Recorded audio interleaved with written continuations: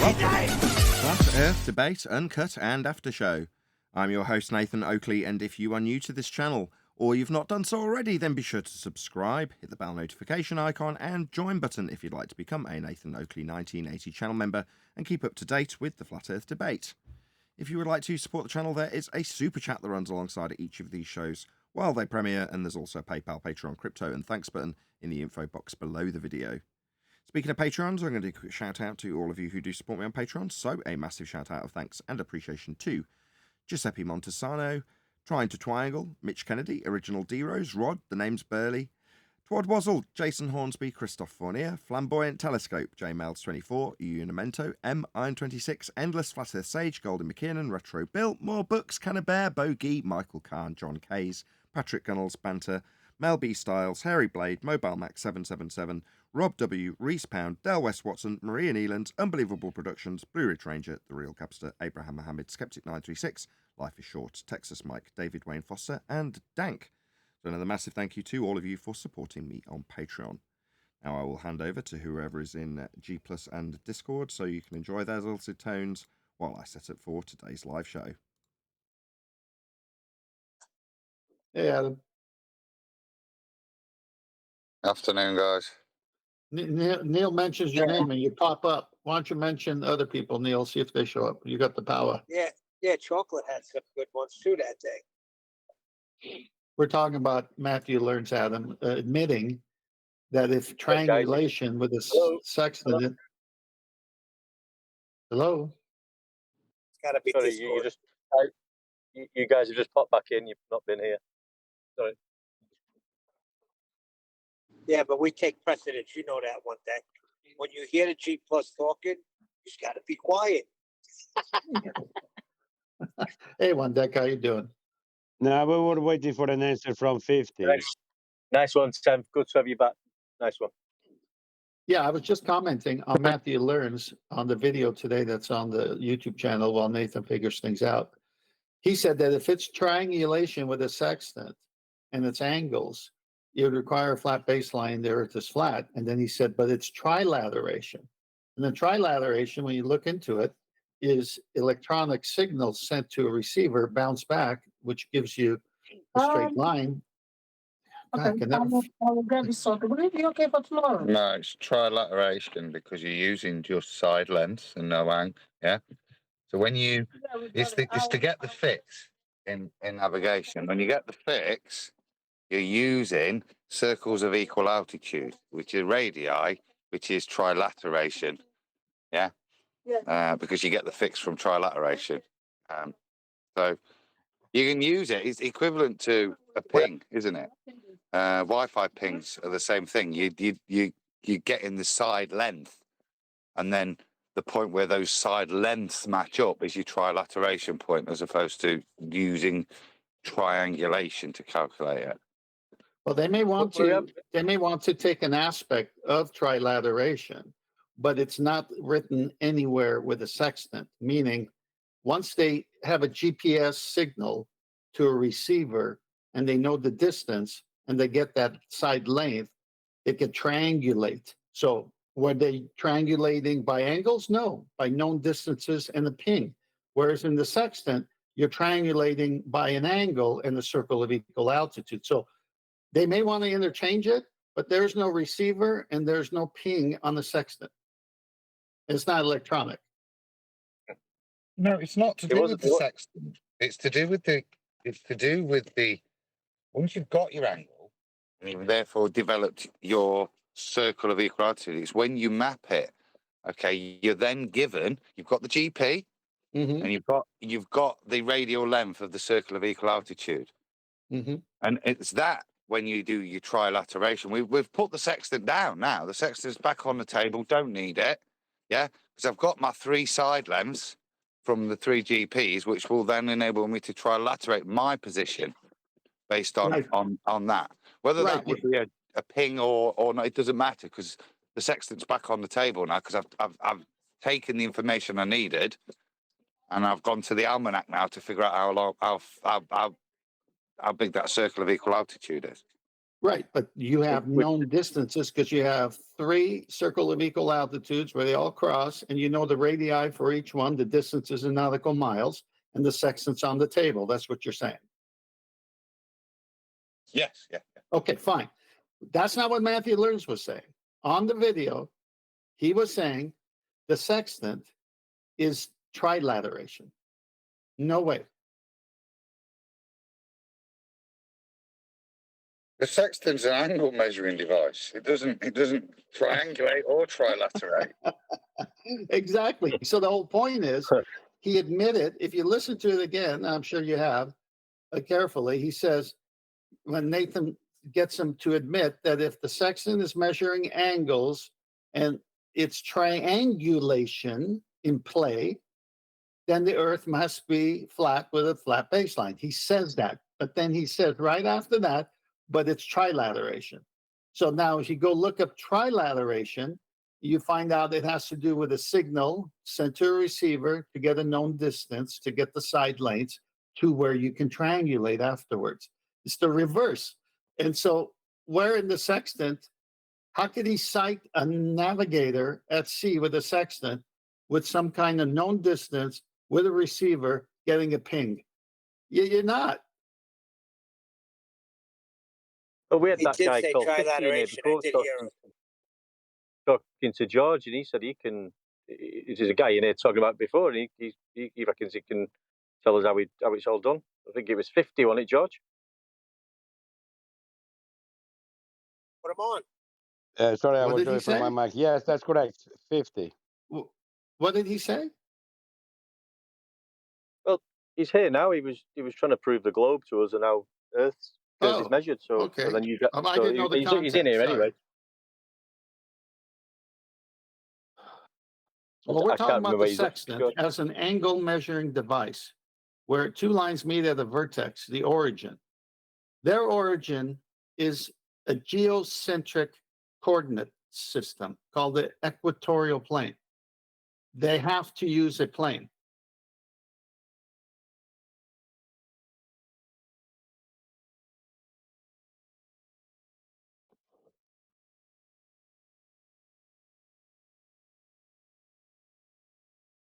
I don't think he's there. Well, whether he is or not doesn't matter. You're not going to change the fact that all the angles and the vertexes where they originate are from the equatorial plane. Hell, who's in hell with a sextant? The hell's angles. Well, they may go on a tour now and then, but they're not going to last long.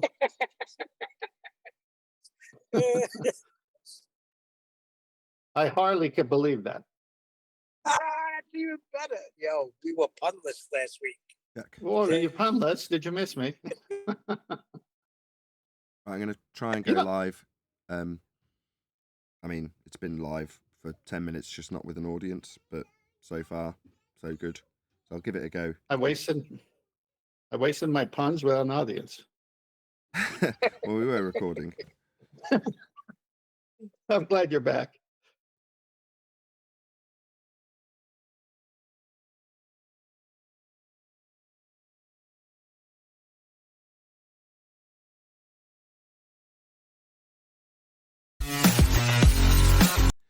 Now, we have both a G Plus panel and a Discord panel, so I'm going to hand over to them now, and hopefully you can enjoy their conversation.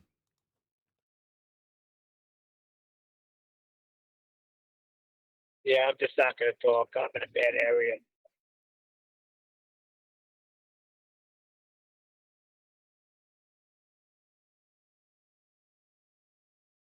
You all hear me? Yep. Yeah, we got you. Yeah, you're good. Okay. Happy days. Yeah, clear and loud. Loud and clear.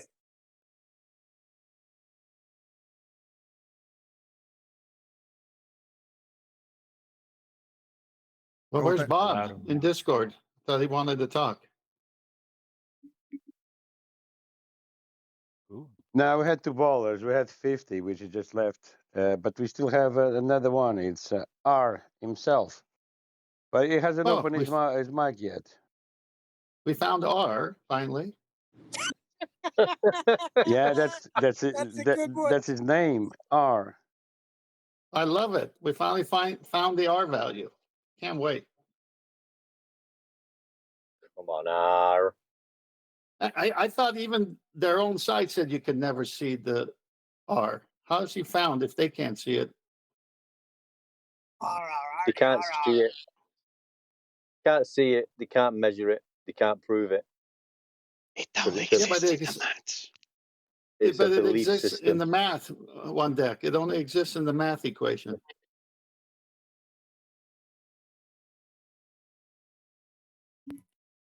And on pirate ships. And marked with an X.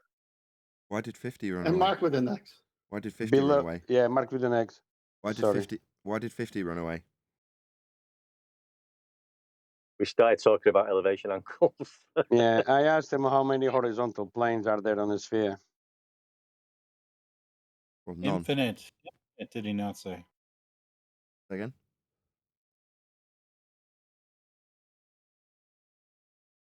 One more time?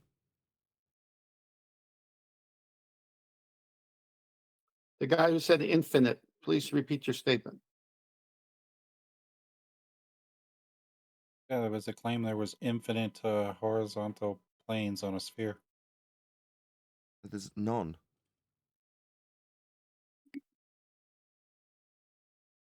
Yeah, I started by Zero. explaining to him the Cartesian system, north, south, east, and west. Those are horizontal vectors. That's how a Cartesian system works, and which he understands. So I asked the following up question: how many horizontal planes are there on a sphere? But then you guys came in, and the conversation stopped, and he left. Well, maybe you could say that a sphere contains a infinite amount of infinitely small flat planes. No, it doesn't. That's not a sphere. That's a disco ball. Yeah, that's not a sphere. No, infinitely small. One of the defining characteristics of a sphere is that it doesn't have any flat surfaces. Yes. Yeah, but if you think of the flat surfaces as, well, differently, and you say, oh, it's infinitely small, right? So You can't even do that, Arvin, if you look because at a ball through a microscope, you might see some flatness to it on the molecular level. no, you can't even do that because they never use any part of the sphere. They use the geocentric coordinate system, which is geocentric equator, the equatorial plane. They don't use any part of the sphere ever. Because they can't. It's beautiful the way it's laid out. Well, no, they can't. It doesn't exist small for it to be used. Going to be very useful, So no, Wait, Arvin, say it again, then. Arvin, get off this Baldwin thing. They can't use it ever because it's never used in the books. It's always from the equatorial plane, the geocentric equator, and that's where the vertex is originating. They don't ever originate a vertex for an angle from any part, small, medium, or large, from a sphere that only exists in math. I didn't suggest that a infinite small plane being part of a sphere would have any relevance to anything physical you would do in the world or anything. I'm just saying you could think of it like that. Not relevant to navigation. Well, now that you've conceded that you were just in Narnia, fine. Well, it's just a way of thinking about it. It's not Narnia. It doesn't even have to be Narnia. It's just like, well, you could think of a sphere as being consistent of an infinite amount of infinitely flat planes. And of course, considering it like that doesn't have any kind of useful function whatsoever. So then why would you think about it? The Earth curve and all that, right? Why would you think about it and fool everyone in the universities about it then? I'm not going to go to a university and lay that down. No, you're describing what they do. Do they? By thinking, oh my gosh. Do they actually say that? Do they actually say what? That a sphere is consistent of infinite amount of infinitely small flat planes. I don't think so. What do you think a local horizon is? Well, that's a different concept. That's like the locally flat effect. And it is kind of like a surreal situation where it is flat everywhere, but that means it's a sphere. Like, that's worse because it's not even a geometric concept. It's just pure cognitive dissonance between the flat and the ball. Right? Because those planes that are locally flat are not infinitely small, you see. There's the detail there. Yeah, they are. When the fog rolls in, they get smaller and smaller. Spheres, they don't have horizontals. It's not part of the Infinitely same small. geometry. That's Arvin, correct. you're convoluting a good discussion with the sidebar. That's what you're doing. No, I brought up a subject and now I'm connecting it up to the subject that you were talking about. A subject which you said has no bearing or usefulness with celestial navigation. Correct. Okay, thank you. So Is this the Celestial Navigation exclusive show? Sorry, we can't talk about other things? no, we were talking about celestial navigation, where the origin of the vertex is, and you decided to play baller. Yeah. Okay, and then you admitted there's no usefulness to it. So it's a thought experiment in your head.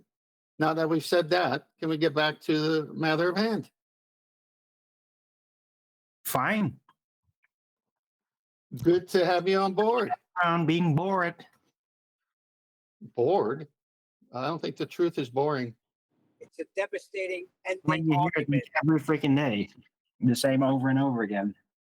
Oh, you don't like the fact that we demolished the globe line with the Black Swan and celestial navigation over and over every day? That was awesome 3 years ago. It's still awesome, but it gets boring though, a bit. For who? I don't find it boring Are at the all. ones I love it. continually doing that? Me. What do you think the 8 housekeeping questions are every day? Short. That's what I know they are. No, they're not always short. Sometimes we don't even get through one of them. It takes a whole show sometimes. Right, I'm enjoying this conversation, but I'm really sorry to ask and interrupt. Arvin, any chance you can just turn the gain on your mic down just a smidge? Because you're just a bit overbearing. Thank you. The gain is literally at the absolute possible minimum. The Blue Yeti, right? Yeah. Yeah, that's about right. So I can't turn it down any further. Okay.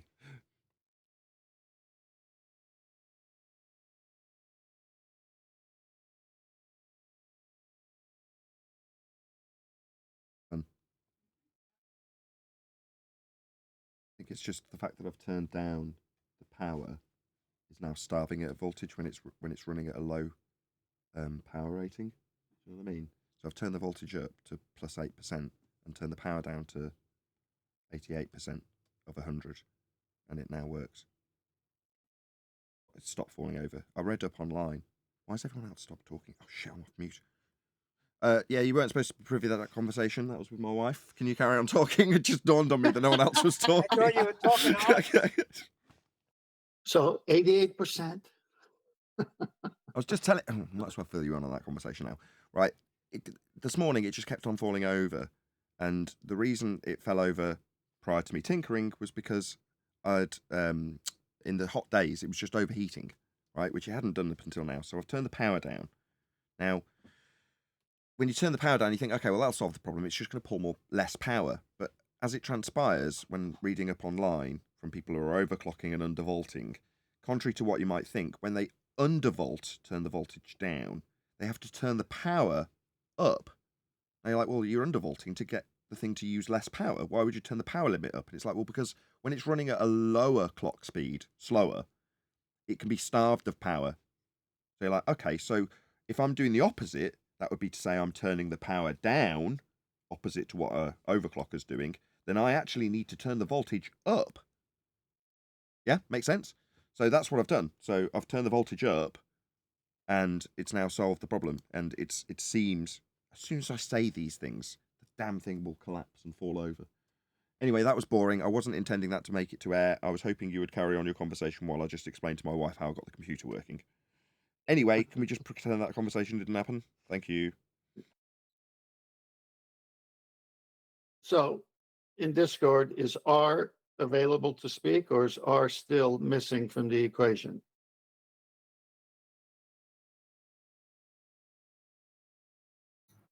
How many flat planes does it take to make a sphere?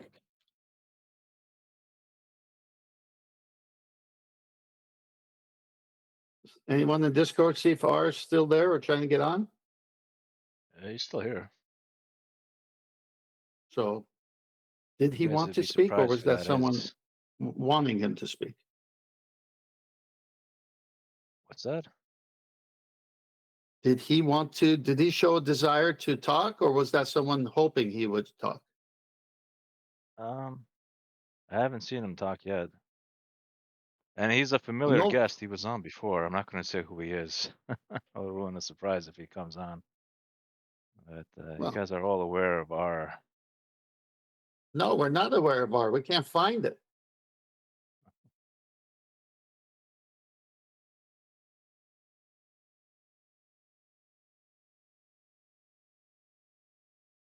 Why I is- guess I'm not no off mute again, R. am I? So I was going through the same thing with my wife, and suddenly there was a silence. I'm like, I'm not off mute again, am I? While I go through the same bloody thing. My wife's not normally Don't in the worry. room. We've had a lot of disasters today. So my wife and I are conversing over various disasters that we've had. Anyway. All right. Well, there's no 50. There's no R. It's just us. And I gotta go in 10 minutes.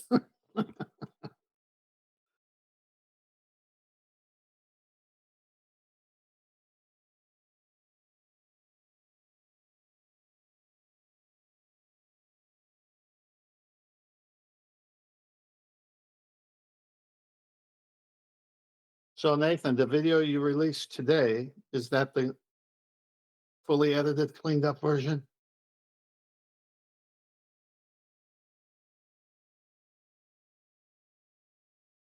Sorry, I'm talking about batteries and cars and stuff. What? The video you released today on YouTube, is that the fully edited, cleaned up version of Matthew Learns? Yes. Okay. Yeah, it was a good video. Yeah, hacked out all the Yeah, silence, all the fluff, and just left the debating points and edited out all the swearing.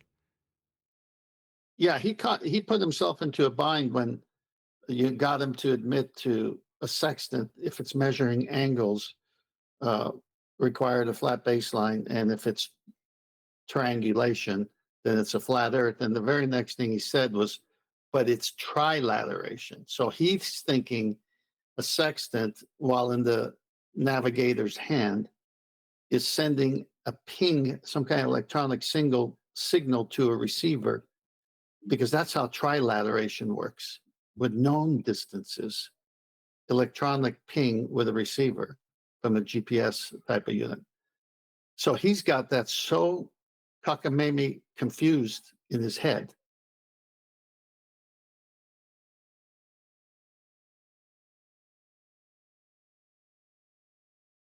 Mr. Sensible tried this with Mitchell from Australia a couple of years back.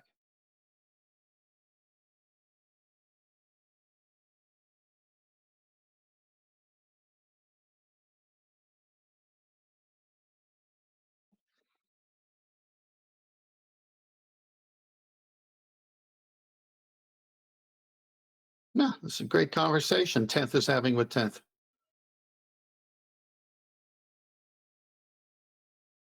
You asked 10th to stop rumpusing 10th.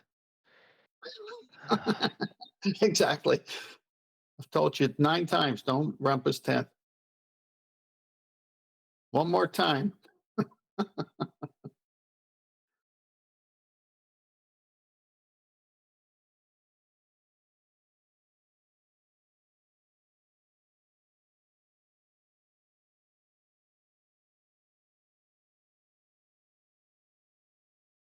Near silence again.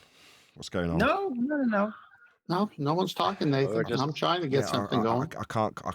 I've got a lot on my plate. As much as if there's no conversation, I've just got to end the live stream. All right, I'll blabber on like crazy. I've got so much shit on my plate. I'm trying to keep everyone happy because everyone's moaning at me because I can't have a live stream because the computer keeps falling over. Now I've got the computer finally running. You know, I do need to sort stuff out with my wife. Otherwise, if I can't do that and it's just dead air, it's just no point in having a show. Yeah, I'm not moaning at you, and I got to go in a few minutes. So do what you got to do. I'm actually. We got a moaning at storm you. here. Trash can rolling out. God's rolling out the trash. I don't mean to Weird. give you my stress. I just need a few minutes to be able to discuss what I'm doing logistically with my wife. Hopefully, while a live stream continues. Thank you. Yo. Now, I've been really liking the recent shows with Matthew Learns and McKeegan and all that, and I'm really surprised that these guys keep like coming back. Like that's the craziest part about it all. Is because if I'd been like in that position, however, and then done that and then watched it back or something, I'd be mortified. So I really think these guys are genuinely insane. It's living rent free in your head syndrome, and they've got to solve it. But every time they come back, they help the other side of the argument more than their own. That's exactly what I. But do they have any actual self-awareness in this sense? Or are they so absorbed by their belief in the material that they just don't even see what they're doing anymore? I really wonder. Because it's called self-deception, Arvin. When all the input is what you have is globe, heliocentric, and in that same input, anything flat earth is archaic and tinfoil hat. They only can act towards that information that they have as memory. Until new information replaces old information, they will just go in this cycle of craziness. right, but my specific concern is about their inability to separate their own conduct from involving in that belief and not just objectively observe and analyze their own behavior. Because if they would see like there's something really wrong here. Doesn't matter what it's about. It's the way it's happening. It's just wrong. It's something really wrong. You're able to see it because of objective reasoning. They're in subjective mode. There is no objective reasoning there. They're in this paradigm, and feelings and beliefs rule over logic and reason. He put his livelihood on the line. Come on. Yeah, exactly. Ooh. Right, I'm done now. My wife has now got her marching orders and got stuff to do. Sorry about that. I didn't mean to be stroppy. I'm just very, very stressed out today. Yeah, don't feel guilty, Nathan. If you got to take the day off, take it off. I'm not moaning don't send at him you. away. No, when a man's got a full plate. You say that, but we finally got our Nathan back. It's a nice sentiment, but in reality, I do get moaned at a lot by often people saying, "Oh, we don't mind." Anyway, yeah, just so the audience is privy to what happened today. So I drove my kid to an art class, which we do every single Tuesday. It's about 25 miles away, and about 2/3 of the way, the car just started overheating randomly. A load of warning lights came up. I'm like, oh crap. Pulled over, let the car cool down, limped it back to the garage, which took an eternity, and the head gasket's blown. So that car is now a write-off because it's $3,000 to get it fixed, which we haven't got. So we're going to have to scrap it. And the car that we took off the road, which is God only knows in what condition, we'll have to put back on the road and figure out a way of squeezing the two kids into it again. Because it's a little sports car that we couldn't afford to keep on the road. So we sawn it, took it off the road. My God, am I glad we didn't sell it. Because now we're going to have to, with a car that's essentially a complete total loss, that one, which was horrendous to keep on the road, it was expensive to maintain and keep on the road. Hence, we replaced it in the first place. But at least we've got it. So we'll have to probably pump a ton of money into that crappy little Audi sports car so that we've got a car. But that logistically is a bit of a pain in the arse because it's off the road, no tax, no MOT. It doesn't start. So we'll have to figure out how to get that running to get it down to the garage to get an MOT. And then we're going to have to figure out how to get a car that's got a blown gasket back to here so we can stick it on eBay for £1. We've just dumped 700 quid into it in new tyres and new brakes and new all sorts of shit and a service. So after literally last week, dumping a shit ton of money into it, it's now a complete loss, which is always the sodding way with a car. You buy new tyres for it and then it goes bang. Anyway. Yep. Do you sell piece by piece and get some of it back? No, I'll just put it on eBay for £1, and if we get 50 quid, that'll be it. It Yeah, just needs to but be. you can't sell the tires to someone? In an ideal world, yeah, you could, but we live in an apartment. I can't just have that car sat outside. I will get moaned about. It will get moaned about almost immediately if it's not being driven around. So the moment it sits in the car's parking space for more than a day, people are going to want rid of it. And if I don't, I'll get in trouble. Anyway, that's not a particular issue. I will just sell it for as little as it can go for on eBay for £1, with an accurate description of what it is. You know, it's had a fair amount of money spent on it, but it's lasted 4 years, and it cost 850 quid initially. It then had about £3,000 dumped into it to make it reasonable, because it was an old and tatty car. Well, unfortunately, it's obviously got an underlying fault that led to the head gasket being blown out, even after I have kept it well maintained and serviced. But there we go. Such is life. Well, head gasket maintenance is quite difficult, actually. Well, yeah. Other than just maintaining it and making sure it's got nice oil and clean plugs and filters all changed. That's what you do when you service a car, right? As long as you've done all that stuff, there's not a great deal else you can do. How can you preemptively maintain a head gasket? You can't. Anyway, it's just one of those. It's an old car, and it's served its purpose for 4 years, and it was funded and paid for in the first instance by Patreon. When I first got Patreon, that was what I used it for. You know, raising money to get that car, because at the time I was walking around constantly while my wife was working, and I had no means of getting to the shows on time, and I was really struggling to actually go out to these classes, which I will now return to doing. But there we go. That's why I funded the car, so I could actually be at home rather than walking up and down with a pram when it was just Eleanor. Anyway.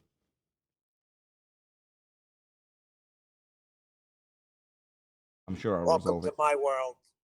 Yeah, I get it, Neil. You know, you've sucked up all the sympathy for car problems. Yeah, I tried to tell the Virgin Droid, don't even put it up today. But I don't think he understood what I meant.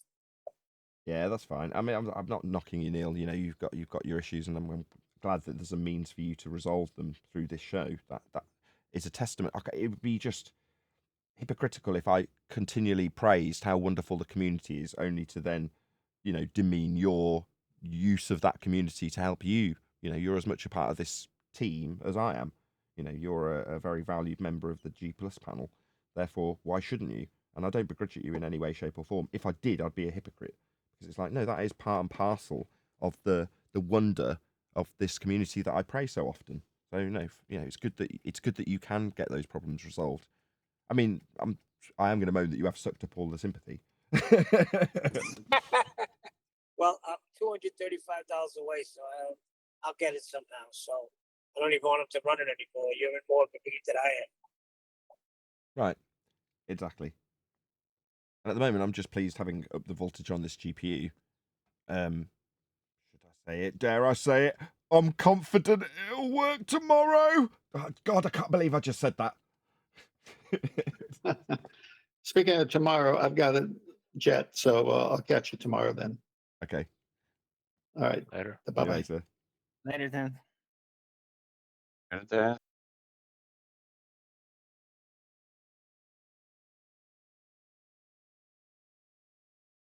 Yeah, plus it's a complete killjoy thing to moan about such things, isn't it?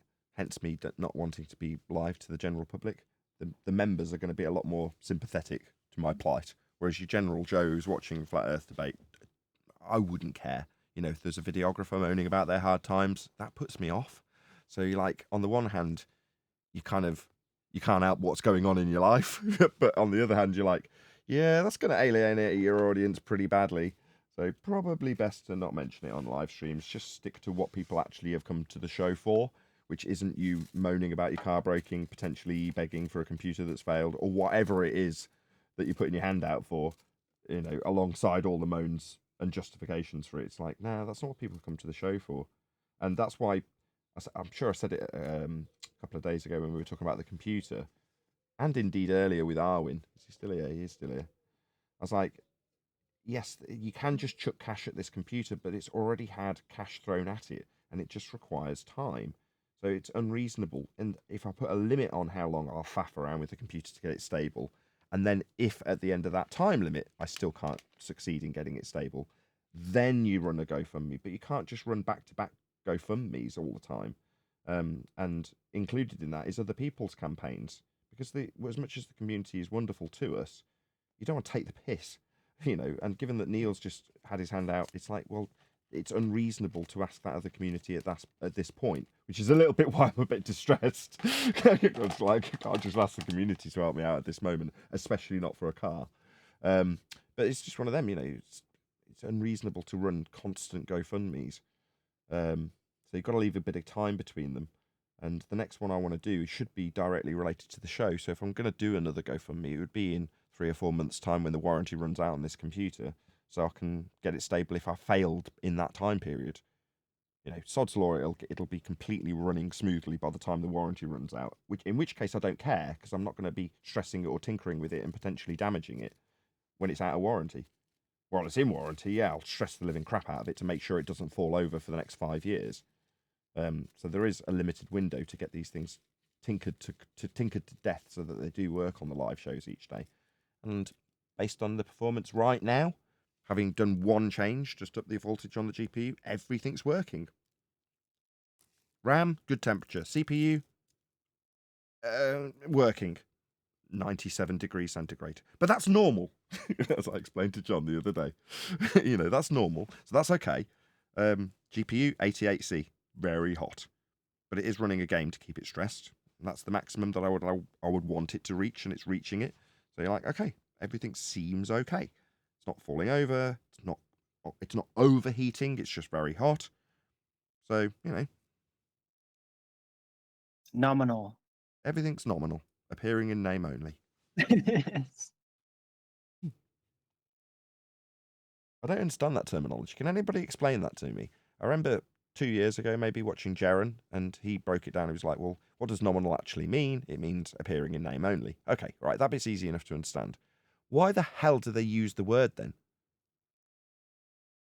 Maybe it's actually a secret signal that it's all a LARP. Like, we're now going to the next step of the procedure within the theater in name only. I don't know. Well, I don't know either. It's a weird choice, though. Shout out to Joe Vilcomer, who says, here's some cash, because you're awesome. Well, thank you very much.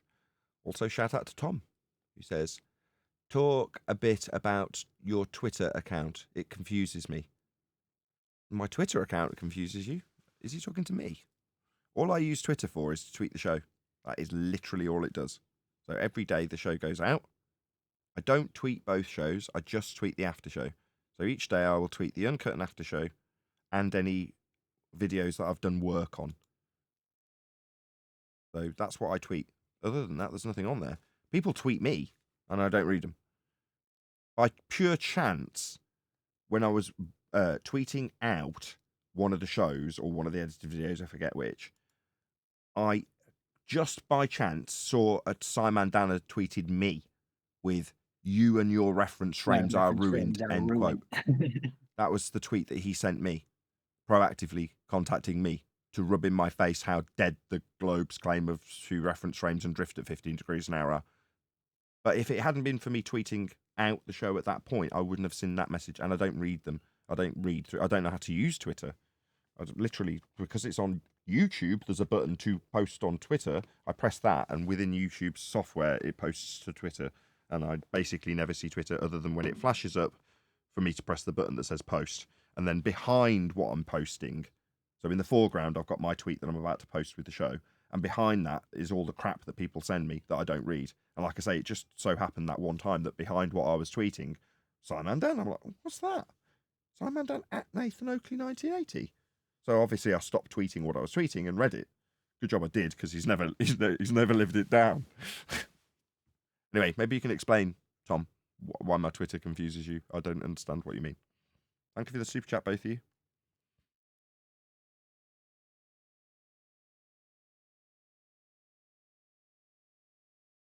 Well, I think that everything you could explain about it, you just did. So maybe he was confused. Like, where's the live show announcement? Anyway, he's It might be probably that not going to do another super chat to rebuttal. well, he's in the members only live stream. He doesn't need to super chat to get my attention now, because I'll obviously be looking at the chat feed to see what he says. What was going on with 50 earlier? You said he went because we were talking about elevation angles. Is that actually the case?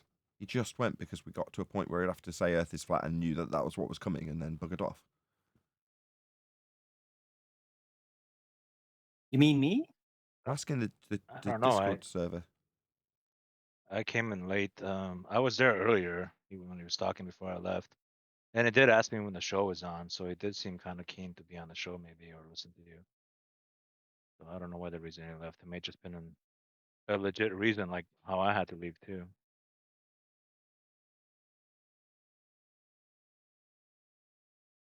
Anyways, that's it.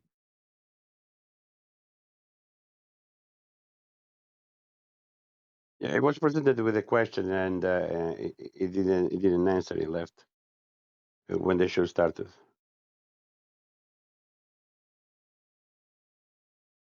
He just I came back wonder yesterday. why.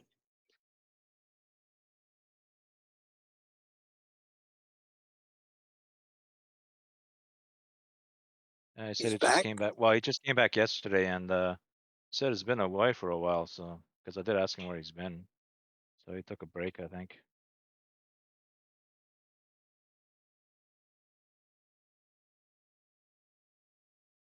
But yeah,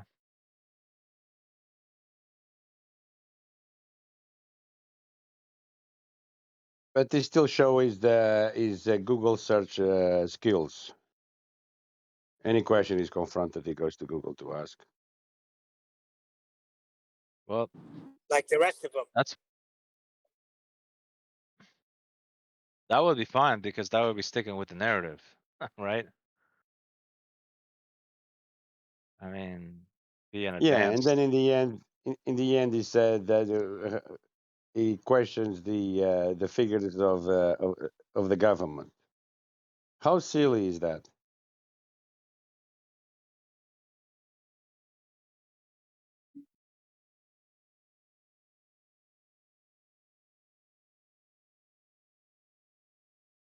I ran this show out then. Ah, finally have a rainstorm here. I don't know what to say. Every time I have to have a conversation with Moore, I get dead air, and I've got to say, hold on a second. Yeah, don't worry about it. We're just taking it easy. Yeah. Taking Okay. it Well, easy. it's nice that you're taking it easy while I'm. Well, let's do a bit of housekeeping then. How about that? What? Something that I've got to do. Unless you got to do something, that's fine. Nice to know you can depend on people, isn't it? 10th man can go through housekeeping. He's done it before. Oh, he's not here no more. Oh well, there goes that plan. You could just retitle the show "Dead Air Special." You know, then I don't gotta worry about it. Yes. Yes. How 20 guests managed to let dead air through.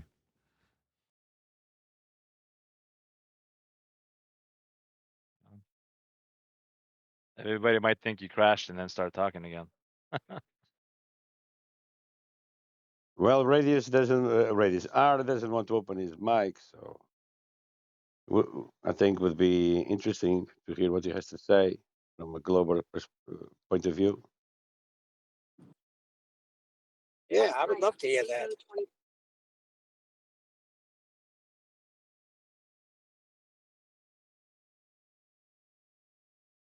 Hey, I just noticed something about the G Plus. I think that you as the owner can actually kick people out here. Did you know that, Nathan? Yeah, of course I knew that. I didn't. Interesting. Well, I did. I've come very close with all of you. I'll bet you have. Hey, wait a second. I got threatened last week, and that's the first time I've heard that ever to a panel member. Yeah, so clearly I knew, as I threatened Neil with it the other day. If you can't shut up, I'll kick you out. Meaning, I know damn well how to kick you out.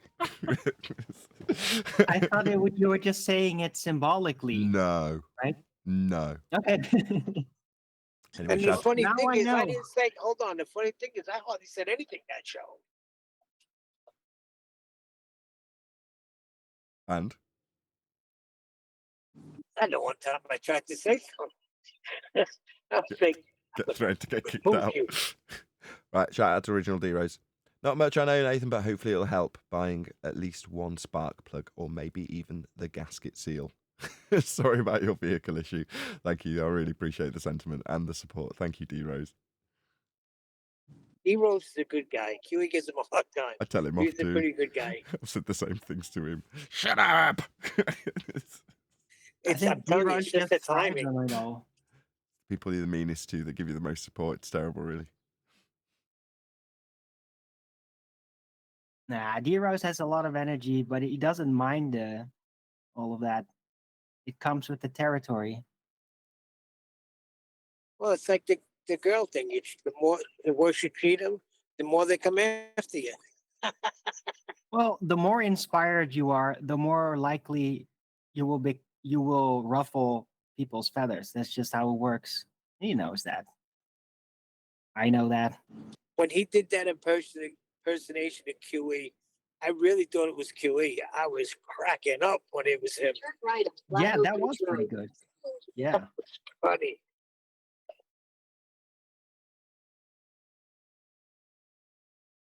As long as he doesn't impersonate a southern person anymore. Stick to impersonating QE, you're doing good. I want to hear D-Rose do a Numpty clip in QE's voice.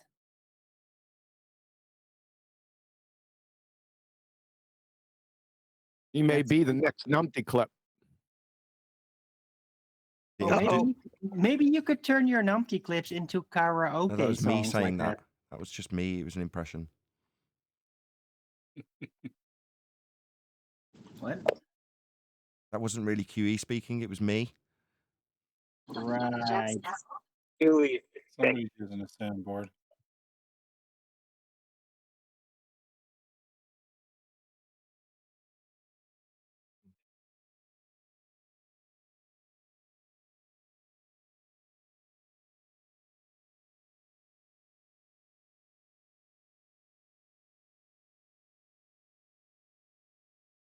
So what's going on out there?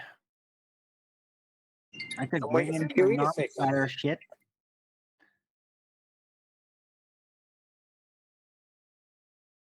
When I hear QE's voice, I yield. You got the discharge law. When I hear QE's voice, I'm just immediately analyzing whether he had breakfast or not.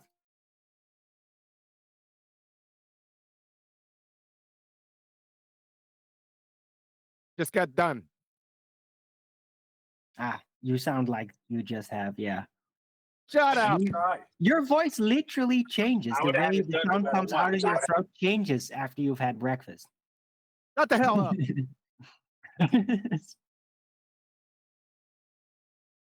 Hey, is that how you work? It's all cool, man.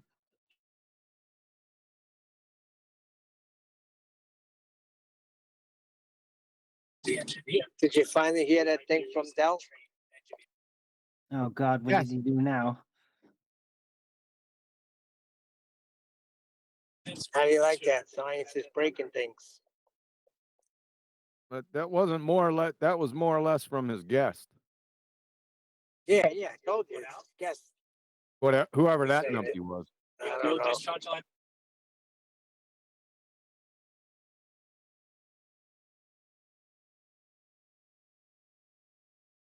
Yeah, he has pretty random people on at times. So Well, you'd have to play it to get the context. So, I mean, without playing it, you're just, speaking about a event that no one knows what you're talking about. Oh, well, play it then. I can't play it. Who's gonna play it?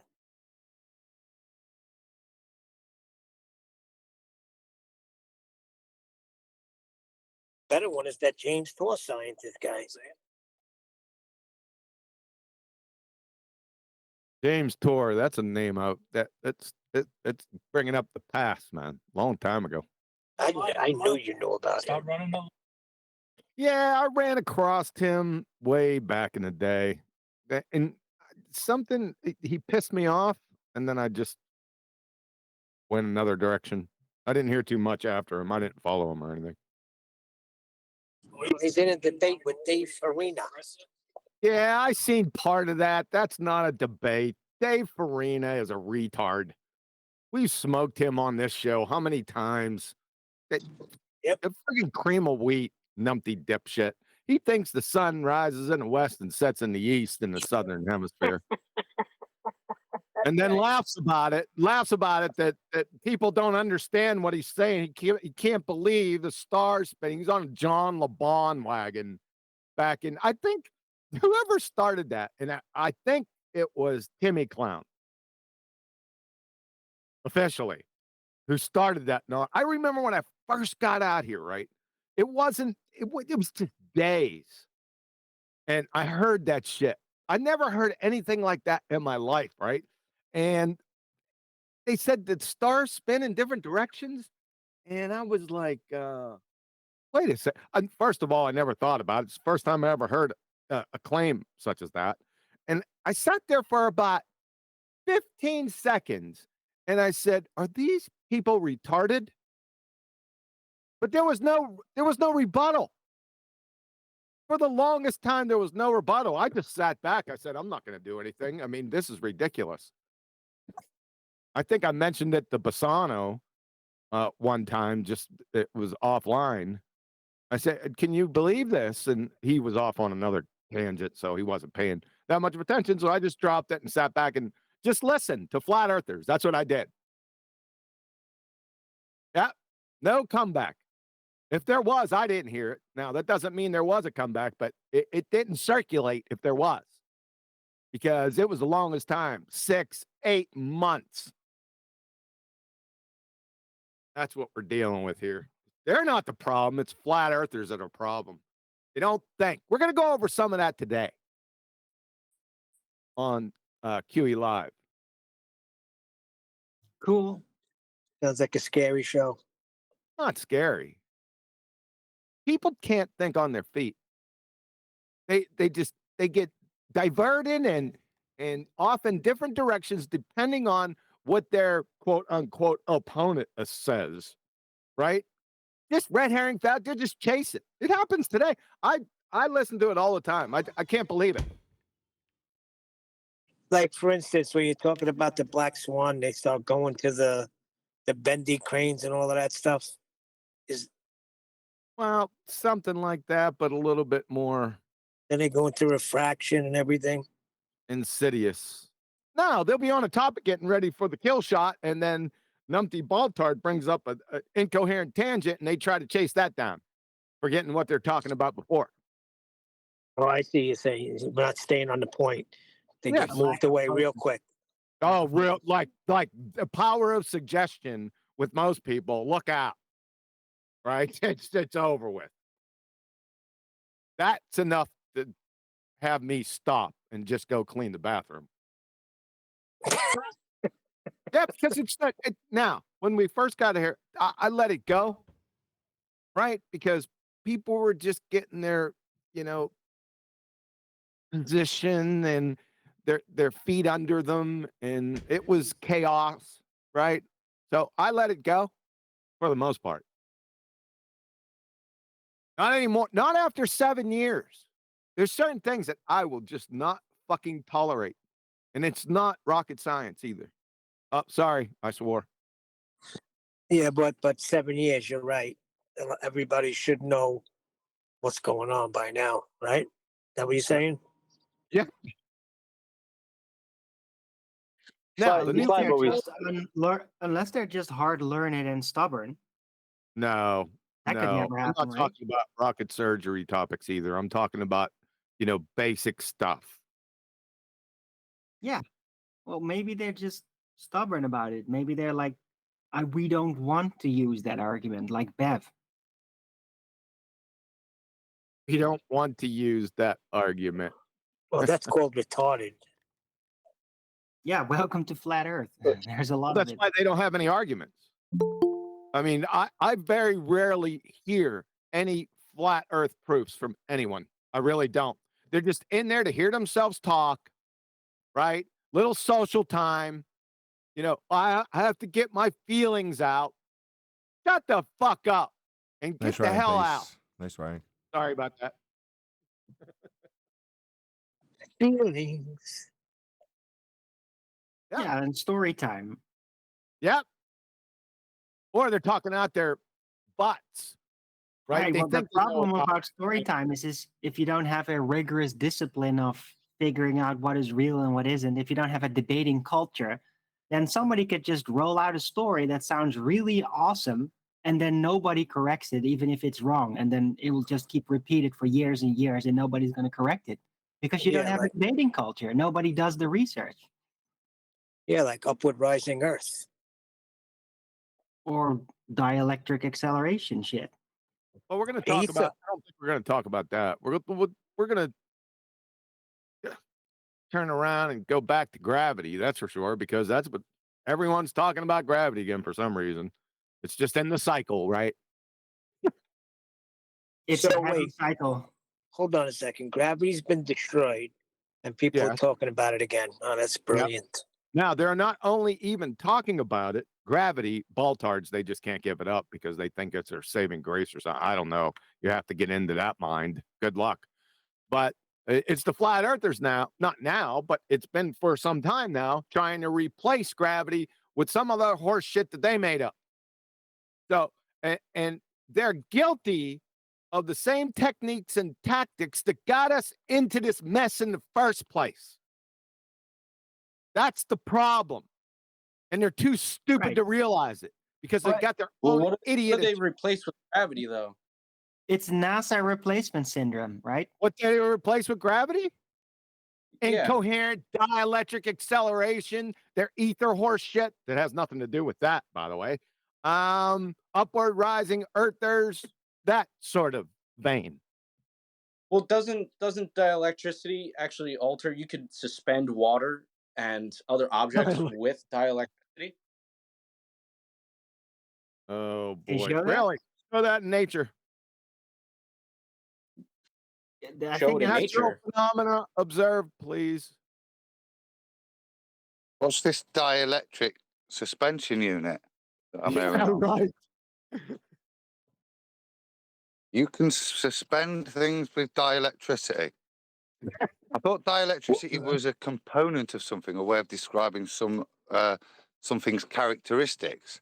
It's not an actual thing. Oh is yeah, it? or yeah, you're correct on that. I was just trying to prove a point. And how It is was like just a question. electricity, water, right? I mean, really? Well, he was trying to What prove a point is it? without a point. No, I was Well, just asking Wouldn't water what other just dissipate any static charge gravity. entirely? I was There just you go, asking chasing what it. gravity. That's all. I'm sorry. No, you're fine. That's fine. You can bring that stuff up. You asked a question, I answered it. So you got it, right? Yep. And then I Yeah, asked another question, and it kind of spiraled Yeah, out of that's there. fine. But it's okay. It's fine. No, go ahead. You got another question? Go ahead. No, not at this time. Thank you. Who are we speaking to, by the way?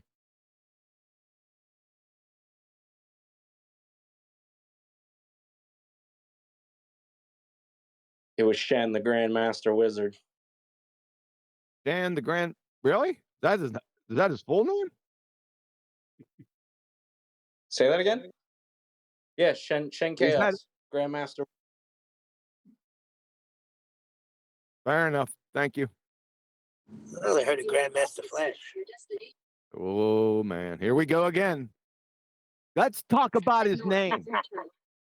Come on, Grandmaster Flash is good. Oh, that's Yeah. right. You don't like rap. What's What? wrong with my name? Nothing. Oh, okay. Will everyone please stop talking about his name? Yeah, I leave my can't name alone. stand that. When people straight away go off into a tangent about nothing Yeah. from a very pertinent point off into nowhere. Sorry. Yeah, no, you're right, Brian. Sudden Yep. left wing turn. I had to get I'm sorry. Grandmaster Flash in I there. have a question. Can somebody explain to me what the Black Swan is? Oh, brother. Really? Yeah, it's been a while since I've been in here, so I just need a little refresher. It's been 6 years? No, 3. Oh, right, 2020. Yeah, sorry. It's simple. For the Earth to be a globe, the horizon must be geometric, because that's where all the globe's measurements would have to come from. The horizon is not geometric. That's the end of the Earth being a globe. It's that simple. That's the simplest way to explain it. So anyone who is talking about anything that is not geometric, no matter what they say. Yeah, but what if the Earth isn't geometric? Because they say it's like an oblate spheroid or something. Lad, well, I don't know what they would answer that. But it still has the same measurements, though, right? No matter what shape it is. You can't measure something that's not geometric. Do you understand what the term geometric? Are you trolling us, or are these serious questions? Well, if you're going to measure it in one way, it's going to be that one way. No, you can't. This has to be a troll. Yeah. You can't say, Well, oh, I'm maybe just the Earth's not asking. geometric. Maybe there's no geometry to the things we. Come on. Yeah, but why does it have You're to going be to troll, geometric, though? improve the level of the trolling. Yeah. Yeah. I can't ask a simple question, though. What's geometry mean? Who said it was geometric, though? Who said the Earth was a perfect sphere? No one said that. What does geometry mean? Then we'll get to the next one. Okay, geometry. Well, what does that have? What does that have to do with the shape of the Earth? Measurement. Look, this lad is either trolling us, or he needs to go off and learn some things and come back. It's one or the other. Ask him again what they say geometric that means. is an oblate spheroid. That's not a geometric sphere. Oblate spheroid. Hold on a second. Ask him Nathan had a again. question Hold for on. you. and we're gonna Ask get him what right geometric back. means. We're going to get right back to it. He hasn't got there. Ask him what geometric means again. What does geometric mean? It's relating to geometry. And what does that mean? Regular lines and shapes. I don't know. What does geo mean? The ground. I don't know. Geography. The Earth. Earth. Metric means measurement. So Earth measurement is what geometry is. But you just asked what geometry has to do with the shape of the Earth. That's what you just asked. Okay. Yeah, I laughed out loud when you did it. I laughed. Lines relative to the Earth. Yeah, you asked what that had to do with measuring Earth. That's absurd. But it meant that you didn't understand what the word meant. You didn't understand what geometry meant. Just a question. Thank you. And the globe is not an oblate spheroid. That's the next topic. Yeah, that's the next topic. The oblate spheroid nonsense. I'll tell you what. If you think that, then you better call NASA and have them redact 50 years of their bullshit photos. There, sunshine. We'll stop it right there. Photoshopped, Huey, don't you know? They had to. We could just stop it right there. I'm sure Brian would go into great depths on why it's not an oblate spheroid, but I just cut it right off at in the ankles right there. I could, but that's totally fine. I don't need to do it. Yeah, I know you would, and I know you could. Yeah, it's just from a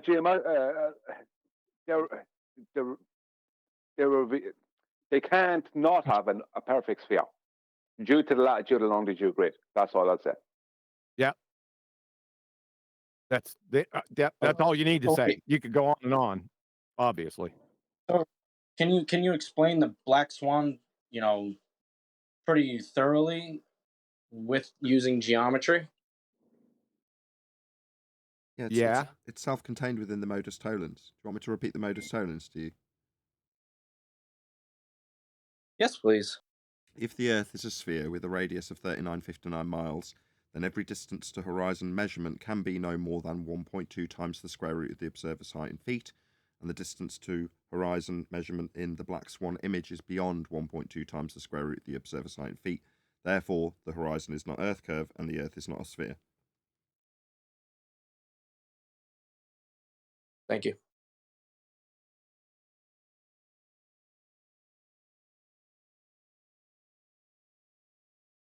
Now repeat it back.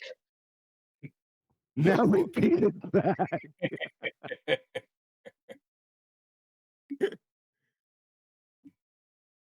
I have trouble repeating that back. Yeah, that's unfair. You should have it in front of you. Why didn't somebody post it for him? Where are you in Discord? Yeah. All right, 1 second. Well, if it's broken down into the constituent parts of the modus tollens, if Earth is a sphere, that's your P statement, right? Then every distance to horizon measurement can be no more than 1.2 times the square root of the observer's height in feet. Q statement. Then, not Q. The distance to horizon is not as laid down in the maths because it's beyond 1.2 times the square root of the observer's height in feet. So you're reasserting the Q statement that every distance to horizon measurement can be no more than 1.2 times the square root of the observer's height in feet. Now, admittedly, you might not know that off the top of your head unless you're, like we are, well acquainted with the Earth curve maths. But beyond the measurements, it's just the statement that you're going to have a horizon at a certain distance if Earth's a sphere. Earth's a sphere, P. Distance to horizon, Q. Distance to horizon beyond claimed measurement, not Q. Therefore, not P. Not Earth a sphere with a horizon as Earth curve.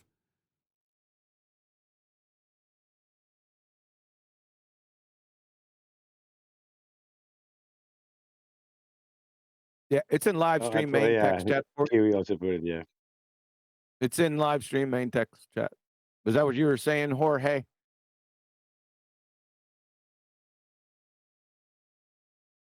It's George, but yes, that's correct.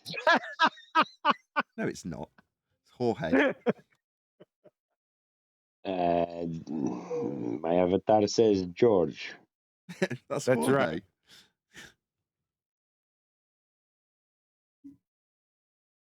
It also All right, says. you good? You have any questions on that? It also says Jorge. speaking? They're spelt the same.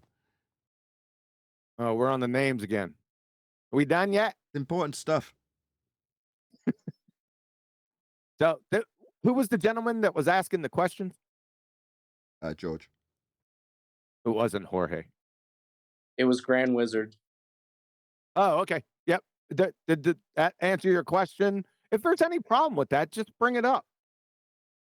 No, I'm completely on your guys' side. I just have, somebody here who's never heard the argument, so I just wanted you guys to iterate that for them.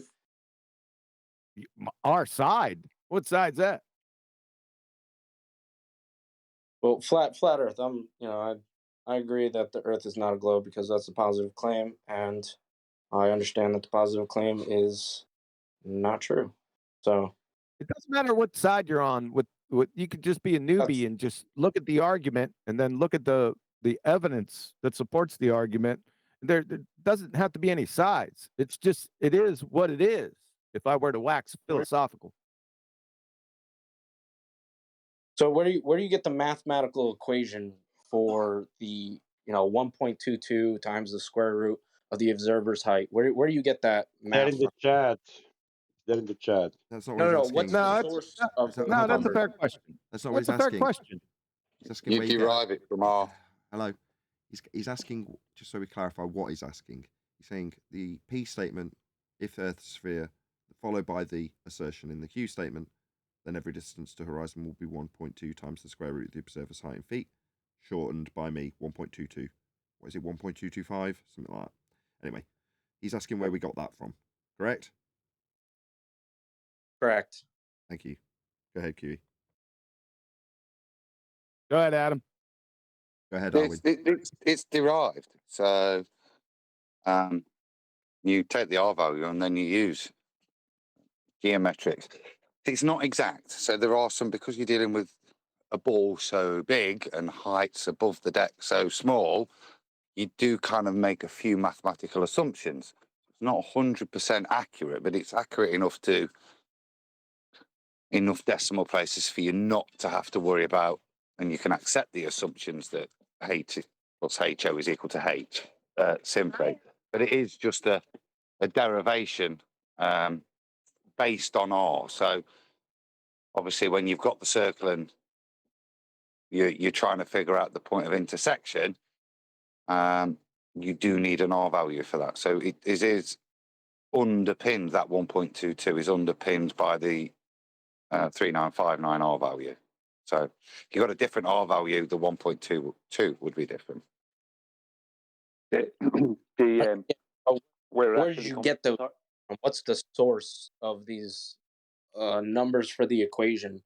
Well, the R value. It's a derivation. Hold on. Let's just clarify his question again. These are great.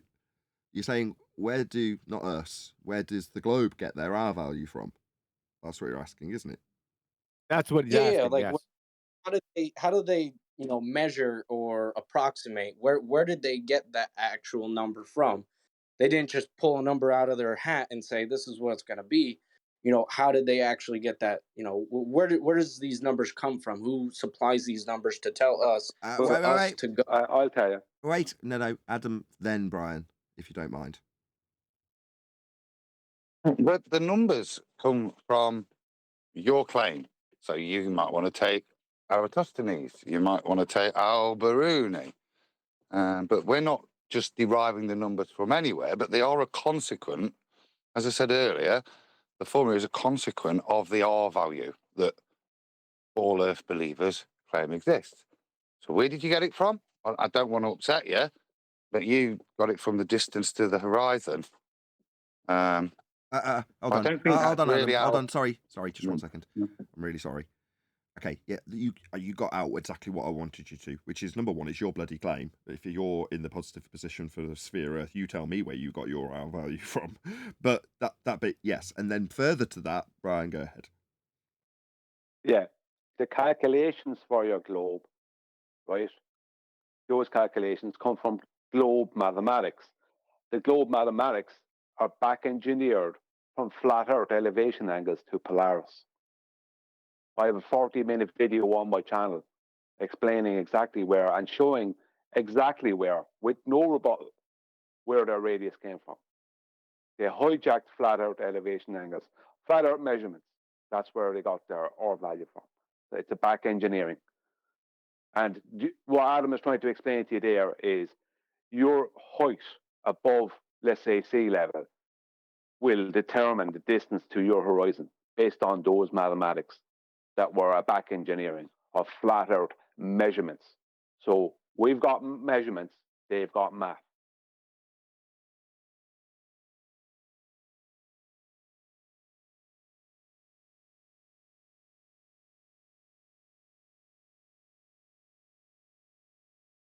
Put a couple sources in Discord at 40 minutes after the hour from Andrew Thomas Young, San Diego State, and the University of Washington. Okay, that's what I wanted. Thank you, QE. You're welcome.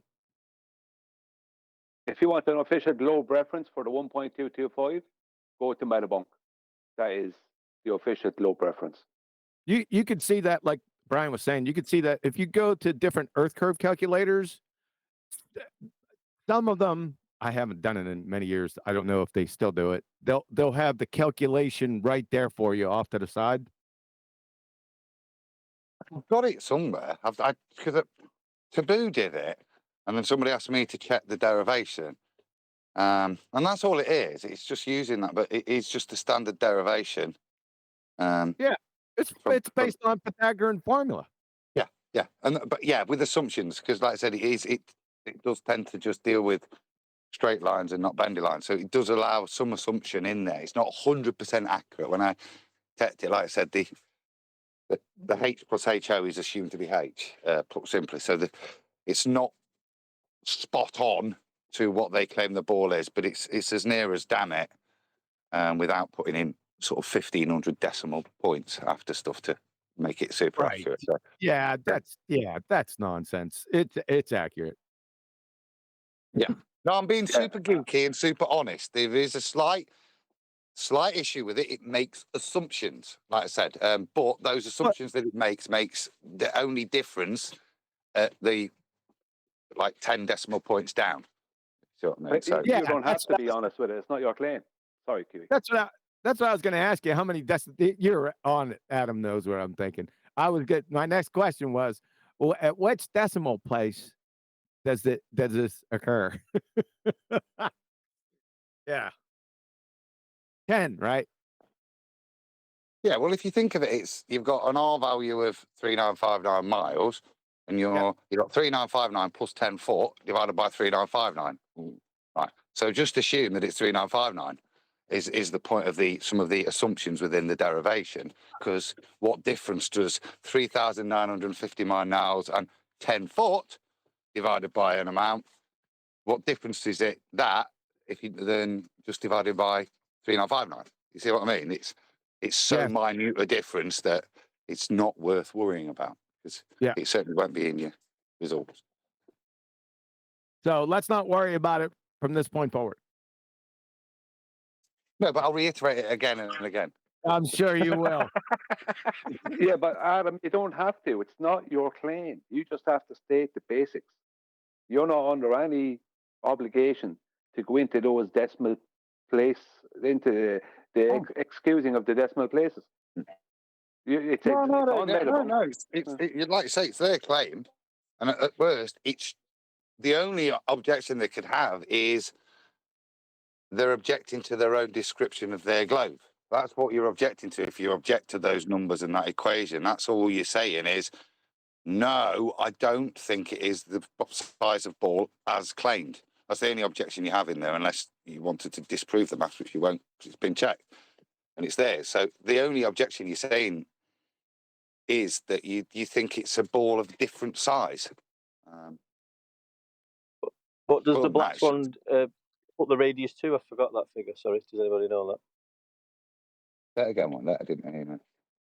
I can't remember what does the Black Swan evidence put the suspected R value to if the ball was a globe? Yeah.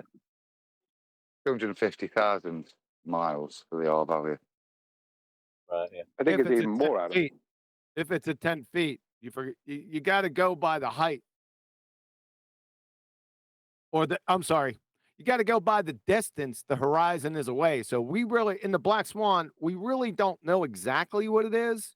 I can tell you it's more than 20 miles, but all we need is 10 miles. I think I remember. Sorry. No. Does he follow that? That's Tom for the super chat. I won't interrupt any further. Oh yeah, QA, I get it. Yeah, I get it. I was just sort of letting the Master Mason sort of think about that implication of the Black Swan. Yeah, we don't know the distance. Well, there's no distance to the horizon, but if the horizon was a physical location in the Black Swan, yeah, we can safely say it's 10 miles in the original Black Swan photo because it's behind platform habitat at 9.43, right? So we can safely say it's at least 10 miles. That's all we need, because then you do Pythagorean formula and you find that the radius should equal 264,000 miles. If it's 12 miles away, it's 380,000 miles. 15 miles, it's 594,000 miles away. If it's 20 miles, the radius of the Earth, their fairy tale balltard, is 1,056,000 miles. You're getting the picture here.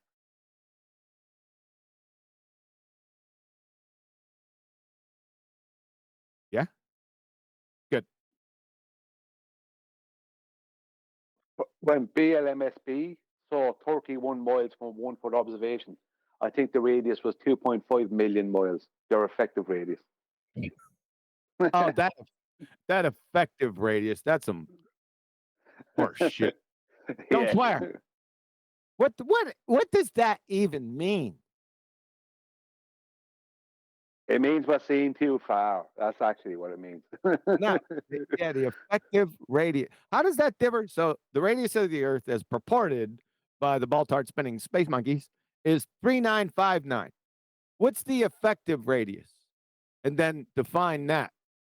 That's rhetorical, by the way, because no one's going to do it. Well, I don't know what effective. I mean, what does the word effective like? What does that? How is that defined? That's my question. Yeah. And then how does it impact the actual value that they run around with? Compare and contrast the juxtaposition, please. I'd like to hear that coherently. Maybe they should have called it the needed radius. Yeah, right.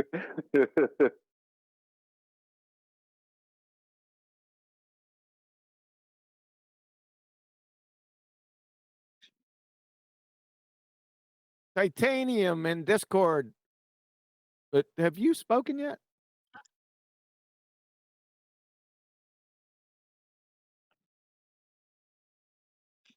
Yeah. Hello? You put some comment. You've been chat skanking in here. So one of his statements is, "Oh, you're at work, so we'll deal with one of your statements." So why can't a Modus tollens statement be written for the flat Earth? Go ahead. It can. Yeah.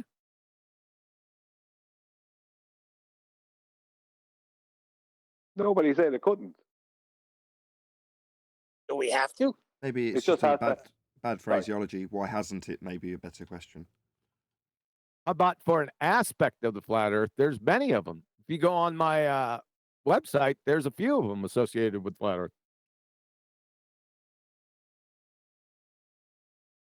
If I'm not Suppose you mistaken. could do one.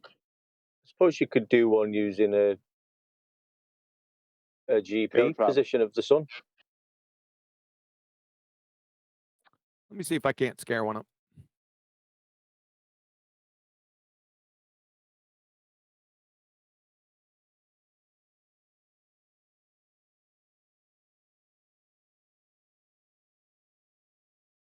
I think I did one with flight, didn't I? That's rhetorical one. I think he did because that's what first came to my mind. So it's like Yes. Okay. Yeah. All right. Here we go. Right from my website, right at the bottom of flight. Modus tollens, if P, then Q, not Q, therefore not P. If commercial planes travel at 500 mile an hour for 2 hours, that's 1,000 miles, over a spheretard with a radius of 3959 miles, P, it would then have to descend, negotiate 128.3 miles of vertical drop over the course of its journey, Q.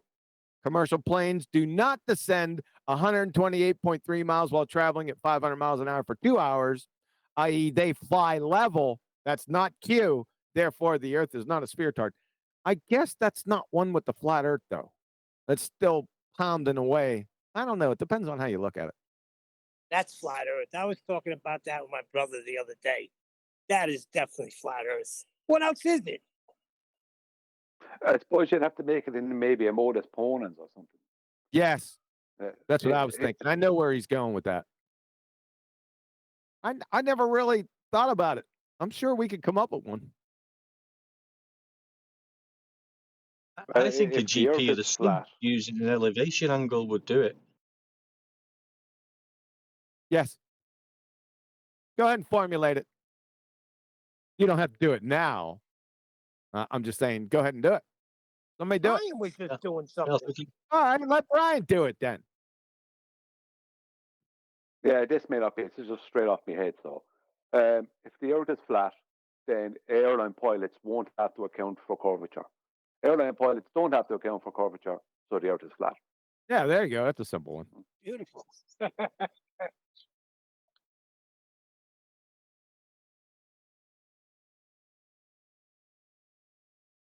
We all good? Say again? I said we all good. The guy asked if why there isn't any. Well, why hasn't anybody done one is a fair enough question, but now somebody has.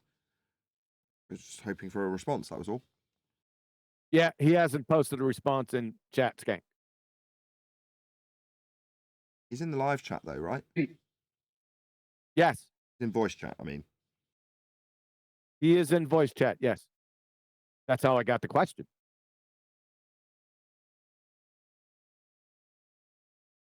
quick question. If you was to pose that question with the modus tollens regarding flat Earth, would you not be then accused of begging the question of assuming a flat Earth?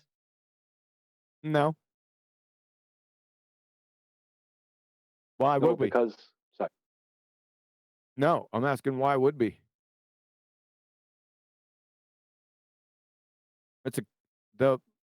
It's modus. Modus. Are you saying a modus tollens is begging the question? No, but when the modus tollens was presented to ballers, it was caveated with, well, we're begging the question with them, but then to debunk it within the begging of the question, if the Earth was a sphere. So when you say if the Earth was flat, is it again not begging the question? Then I appreciate it being wrong. I'm just asking. No, it's not. Formal logic is not logically fallacious. That should be your first clue. It's fair enough, though.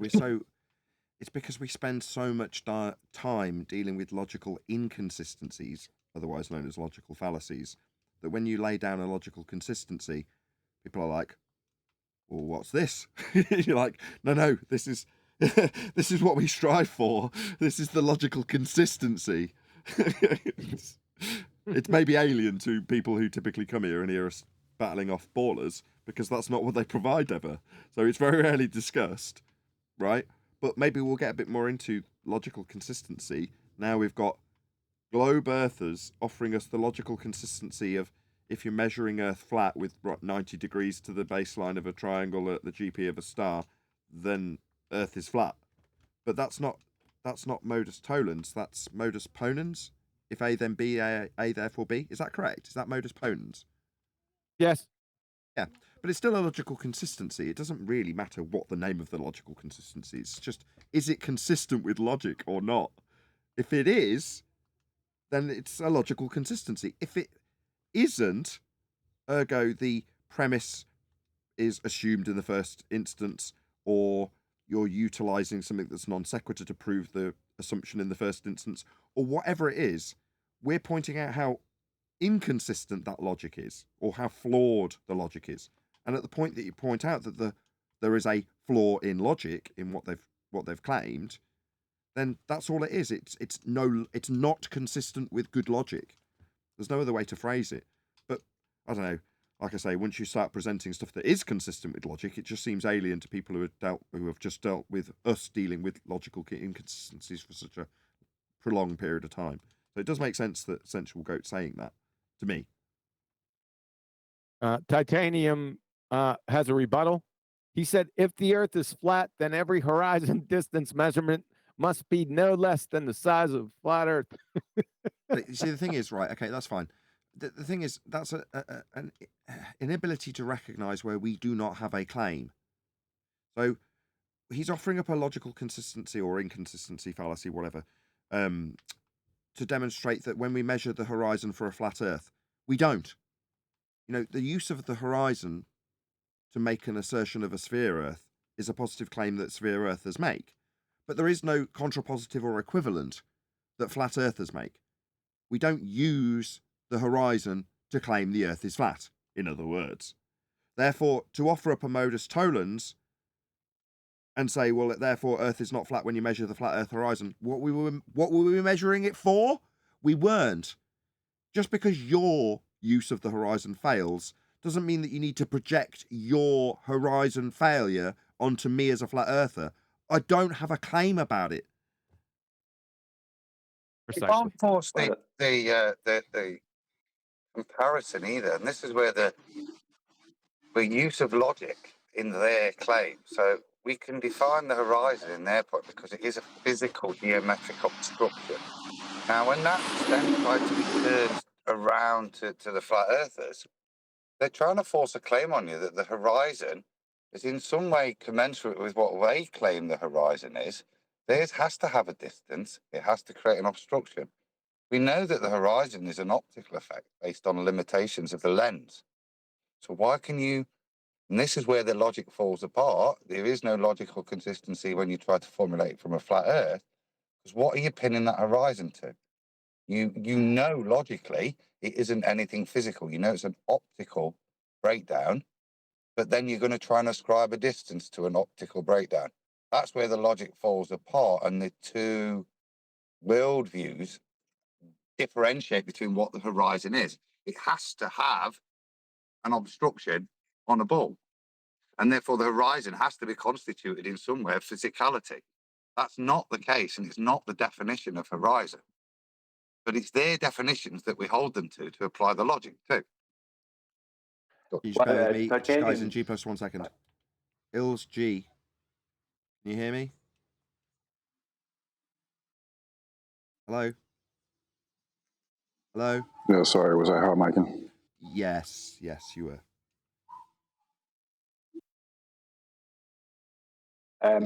Hold on. Go by what? Hold on. Oh, he's done it. It's okay. Go ahead, Brian.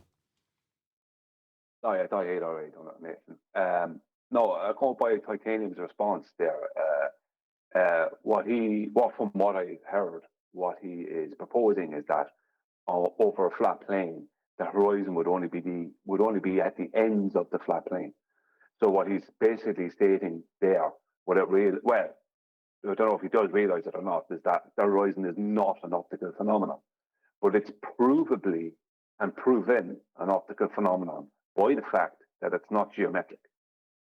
So you can't deny perspective and you can't deny evidence, because that's what you'd have to deny, that perspective exists and evidence that the horizon is not geometric, which is not physical. So there's no, his modus tollens is not a proper modus tollens, it's flawed, because it's lacking logic to begin with.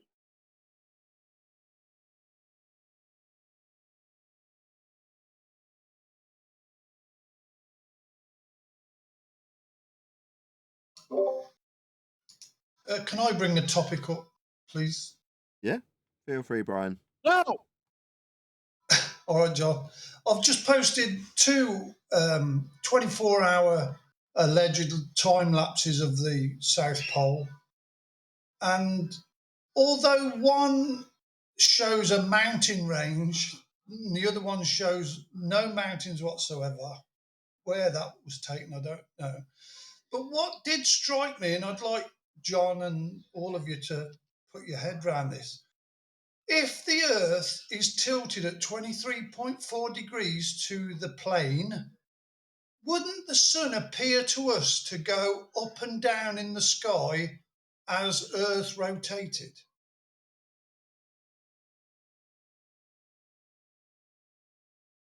You're saying there'd have to be actually a circle, like an arc made, is what you're saying, Brian.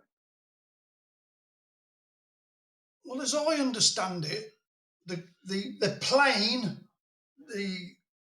of all the planets to the sun, and we are tilted and rotate on a tilt, then surely we would see the sun appear to go up and down in the sky as we go around that on an angle of 23.4 degrees.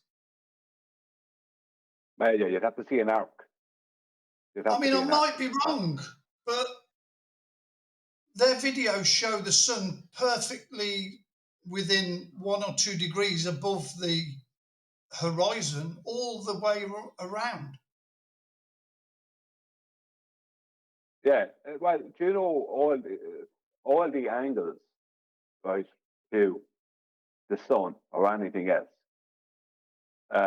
When in astronomy, when they're taking those angles, they're not using the surface of their globe. They're using the central equatorial plane, and they do it. All their calculations all happen at equinox, so there is no tilt. So they remove the tilt completely. So that if the tilt was real, then astronomy wouldn't have to avoid it. If you know what I mean. If there was really a tilt, why did they always have to do all of their measurements, not so much all their calculations were all based off of no tilt and a flat plane? Yes. All of them. So you're right in what you're saying about what we would see. We would see an arc.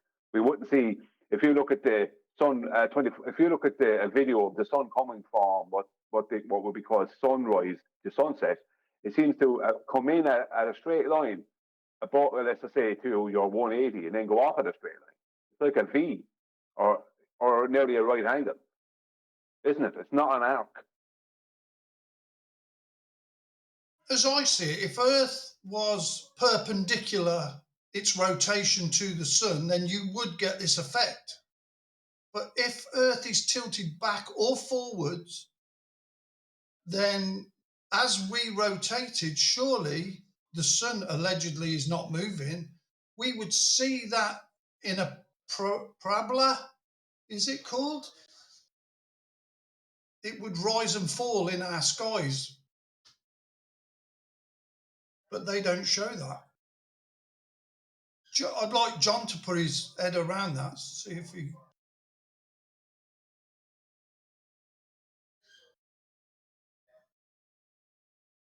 Did you guys want to carry on looking at this video from yesterday?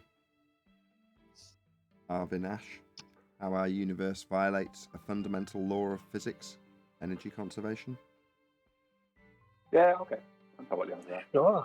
Okay, well, we have got no objection once I've got a glass of wine. That sounds a nice plan to get me through to QE Live.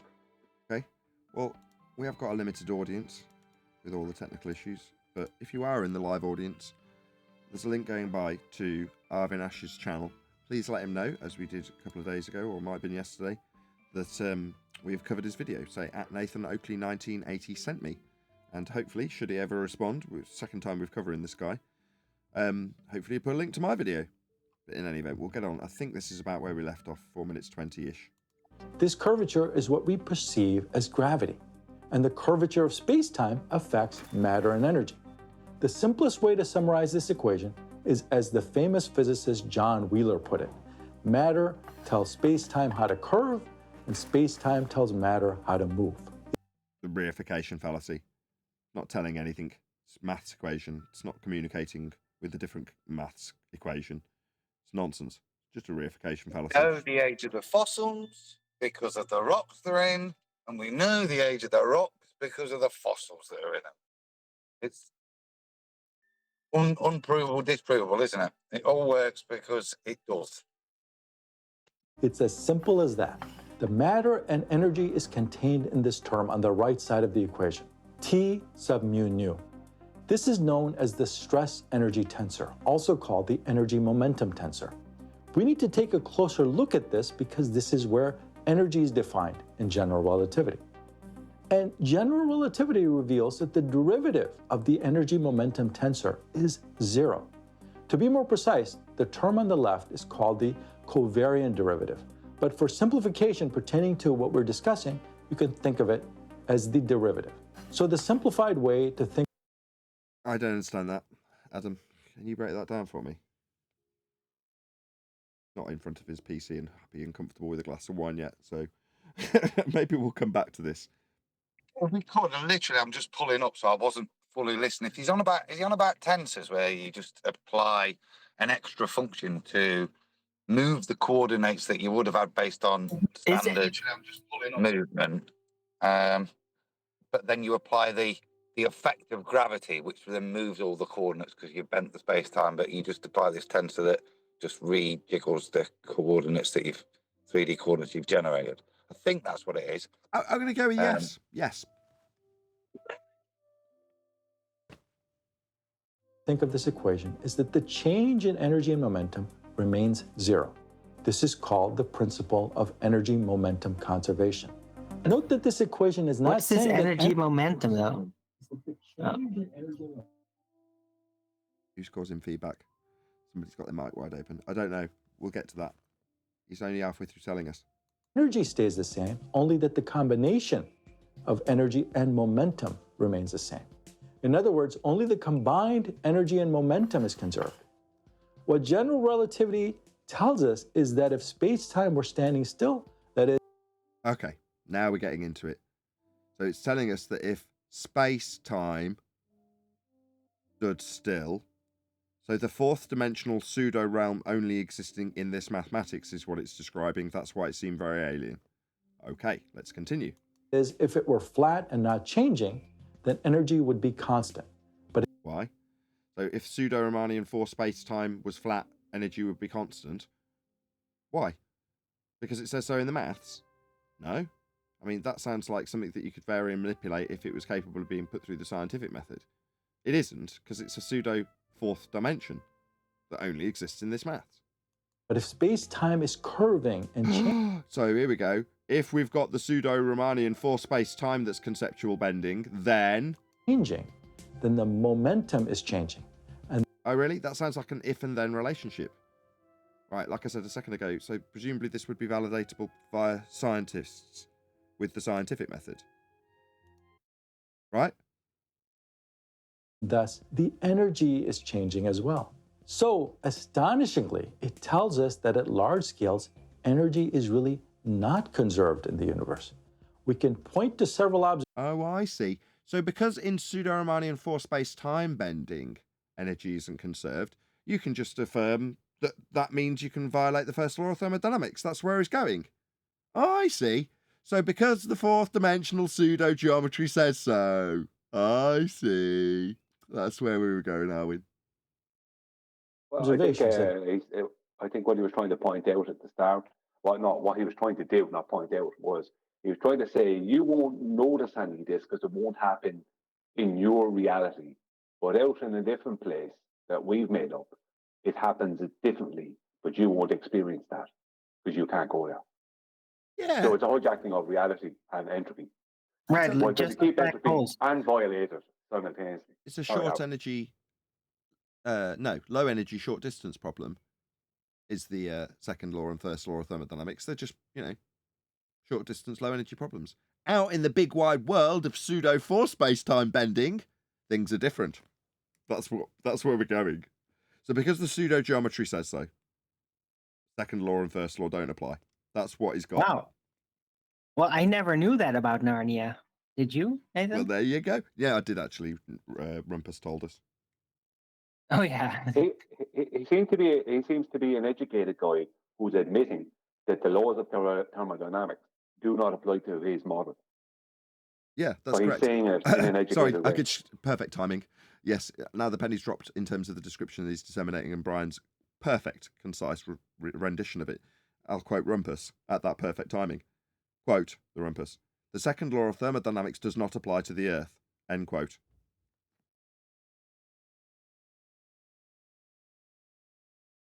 And he meant his model. Yeah, of course he means Earth as a sphere in a sky vacuum with pseudo-4 space-time bending.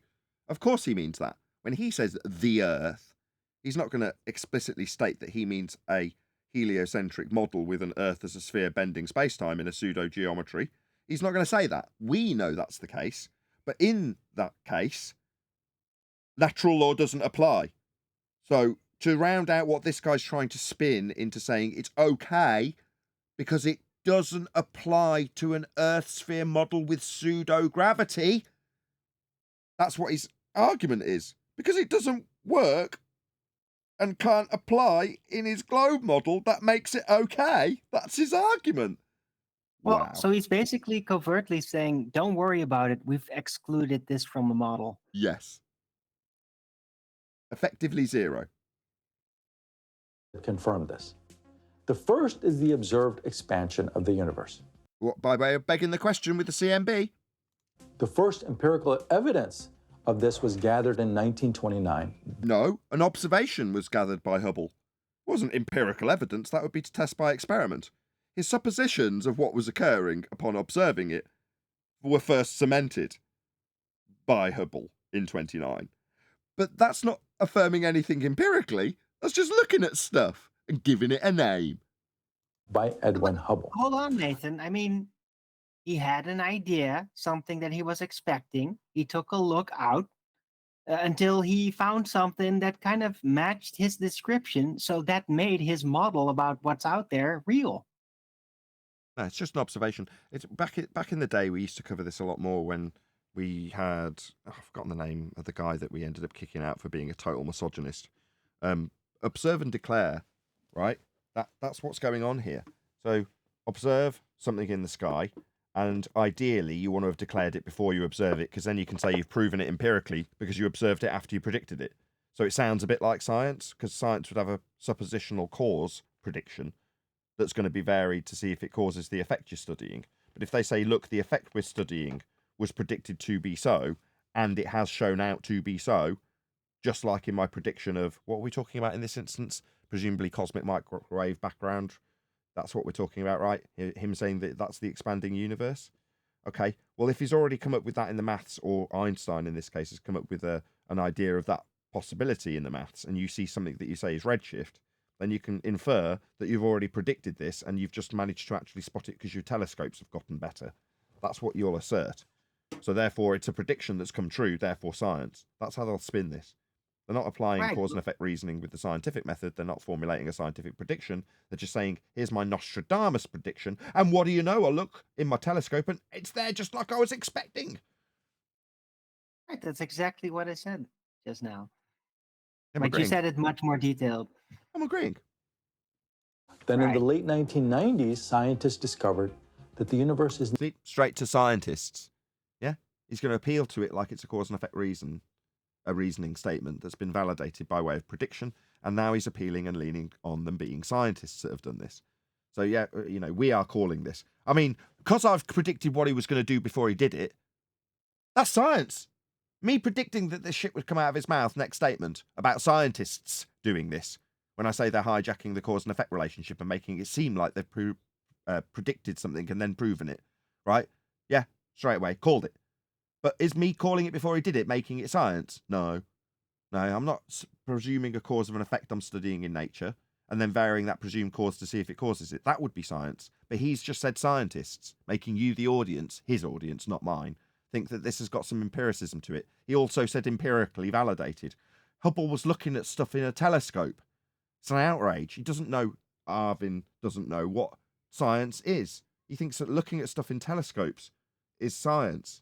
Maths is science. It isn't.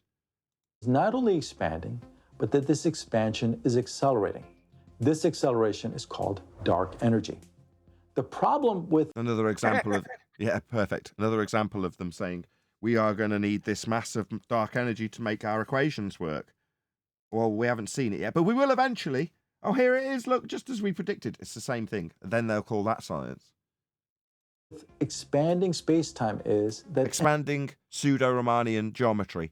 Yeah, expanding space-time. No. You've got a fourth dimension and a pseudo-maths, a pseudo-geometry. That's what you've got. Now he's talking about that in a physical term. Expansion. Sounds physical, doesn't it? Yeah, it's not. Yeah, we don't have expanding pseudo-four-space geometry. I guarantee that's Neil. You'll tell me later that you didn't say anything all the whole time. You just decided to interject right at the point that I was talking. Sorry! We're not bending 4D space-time. There is no 4D space-time. It's a pseudo-geometry invented by Einstein that this guy, Arvin, has just described as expanding, a physical concept. Empty space has energy. If the volume of this space is increasing... Even straight off the face, right? Empty space has energy. Does it? Give me a box of empty space. Now power a remote control car with it. Just stupid stuff that comes out of pseudo four space geometry. Nonsense statements like that. Listen to yourself, Arvin. It's just magical warped Narnia space. Doesn't Of that course it sound has like energy. ether? Does sound like ether, yes, that's a good point. Yeah. What would they call it? Hold on. They would call it the energy from counter space, would they not? That's pretty much what it boils down to, his description. I don't know. I heard that there's energy in space. First of all, I'm assuming they're saying outer space, like the vacuum of space. Can you show me that in nature, please? You missed off the bit that makes it sound a lot more mysterious and mystical. Dark energy. Yeah, can gather dark data. energy, and that's dark energy and dark matter, and the ether is the flat earther, the numpty flat earthers, dark energy and dark matter. Yes, same thing. Okay, we've got 50 people watching, and because there's hardly anybody in chat, I don't have to repost the link to Arvin's video. But as there are 50 people watching, there's at least one of you that will oblige by going to his video and saying, at Nathan Oakley 1980 sent me. We responded to your video. So I don't need to put it back in the chat because I can still see it on screen right now. As I said before, there was a reasonable amount of people. 50 is not bad considering this isn't a scheduled live stream. Yeah, please let him know at Nathan Oakley 1980 sent me, and hopefully he'd do the same in return. Should he respond to us and say, "What an outrage!" Me saying that the expansion of pseudo-4 space-time is perfectly reasonable, or whatever he responds with. Energy is increasing. We know that the energy density of space-time doesn't change, but energy... No, he doesn't know that in a physical term. He knows it because that's what the maths tells him. Well, the maths describing it doesn't make it a physical reality because it's describing a pseudo-4 space geometry. I'll keep saying it every time he infers that you've got a physical contrast. You haven't. Right. More compounded presuppositions. That's what it all is. Density is energy over volume. If the volume increases, then energy also increases. This phenomenon appears to indicate that energy is not... You want to say it, QE, or shall I? Where do we observe this phenomena in nature? Yeah, I'd like to see it. I just, not the phenomena. I just want to see a vacuum of space in nature. Let's start there, and then we can move to the next point. Well, If I've got okay. QE, Let's get it clear, Adam. You're saying, okay, QE's had it. I like that. All right, okay. So we've got a couple of problems. First, we're going to need this space, this nature-defying vacuum of space. We're going to need that. Then we're going to need to see that vacuum of space volume increasing so that we've got more energy in it. Okie dokie, just so we're clear what we're asking for. this is empirical. Empirical. So you take box A and box B. Box A is half the size of box B. You evacuate both things, then you find a magical device that will measure the dark energy in both boxes, and you can correlate the two. That's what's being suggested here.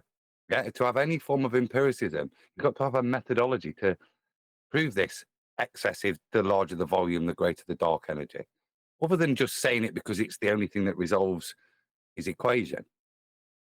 Yeah, but hold on, you don't understand that if it's dark matter or energy, you per definition cannot measure it. You can only calculate it.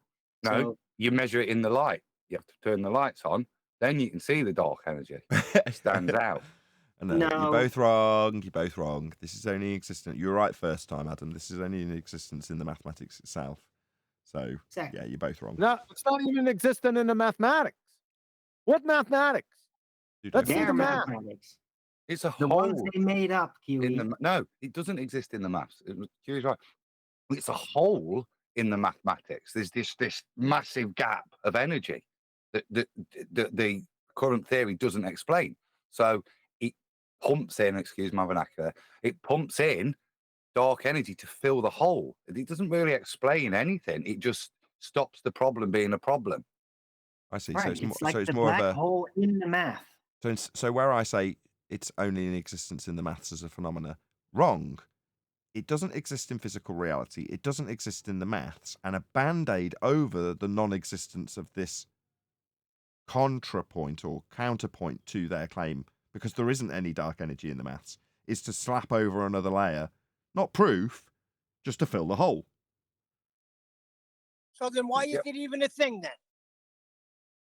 Because their math is wrong. Because there's a, didn't you just listen? Because their math is wrong and they we just refuse to explained it 10 proceed. seconds ago, Neil. Because there's a hole in the pseudo-geometry. Well, you need to fill that hole quick sharp with dark energy. There you go. Can you show us the equation for the vacuum in nature, please? Or the sorry, not the equation. This equals that. Just the maths. I want to see that first. Then show it to me physically. How about that? Not being He's going to need a radius. For a vacuum?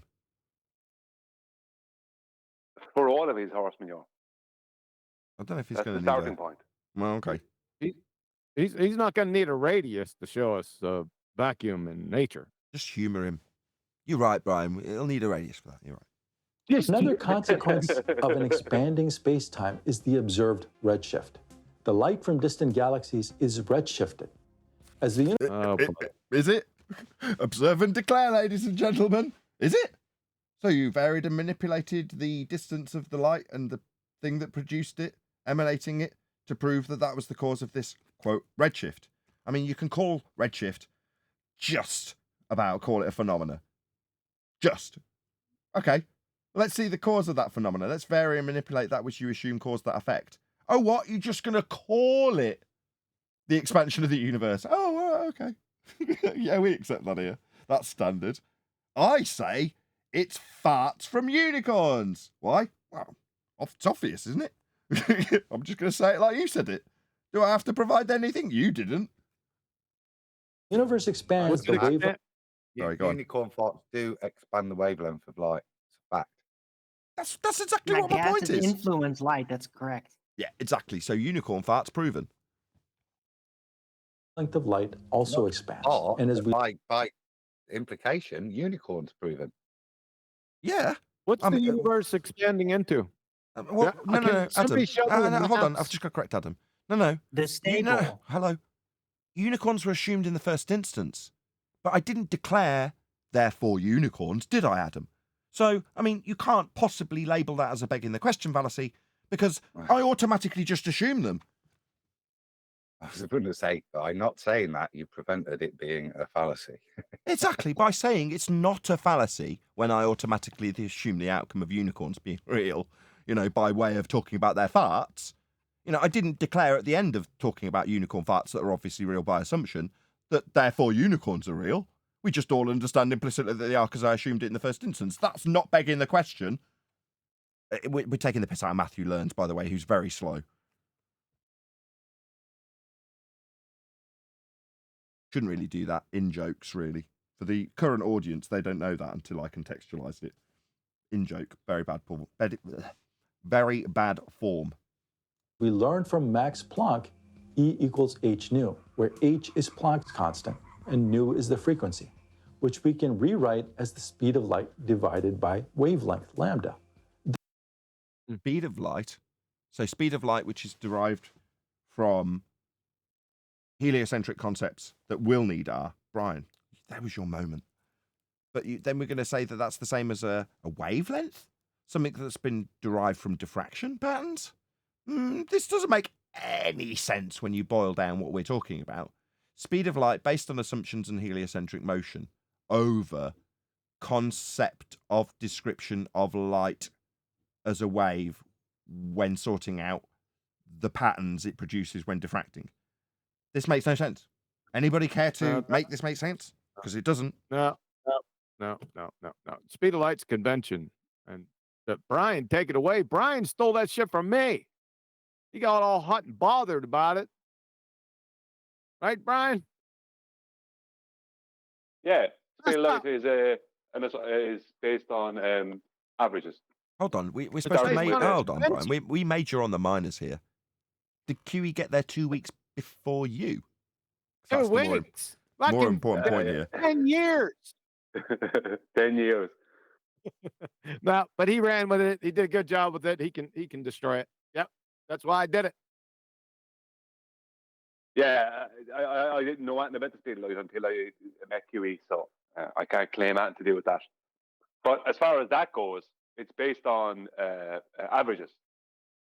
Yeah, an average radius based on an oblate spheroid, an average distance to over a 12-month period to a heliocentric sun, and some other averages. It doesn't matter. The point is, it's all based on averages. Averages of what? Averages of what? Average. Heliocentric belief. What? How do they get the one-way speed? Averages. They don't even have a one-way speed, so you can't average something you can't get. It's an average calculation, not a measurement. An average calculation based on. But yeah, that's what like it can't be a measurement if it's an average anyway. How can if that's the point? I don't know about a average can't be a measurement. I don't know about a calculation or a measurement, but I suppose they calculated it. But it's based on a convention. Why do you need an average for a constant? What average for a constant? That's pretty funny. Well, that's what's being That's a good claimed point. here. Isn't that that's a contradiction in terms, isn't it? No, but that's what they're claiming. Hold on. If something's constant, right, then the value is that constant value. If something's averaged, then it's the the addition of all of the different values divided by the number of values. Well, if it's only one value, maybe it's a bit like the speed of light, the sound in the speed of sound in a vacuum, in the respect that, well, it's only one value and you're dividing it by one value. So, you know, that is the average, still, strictly speaking, if you do the calculation.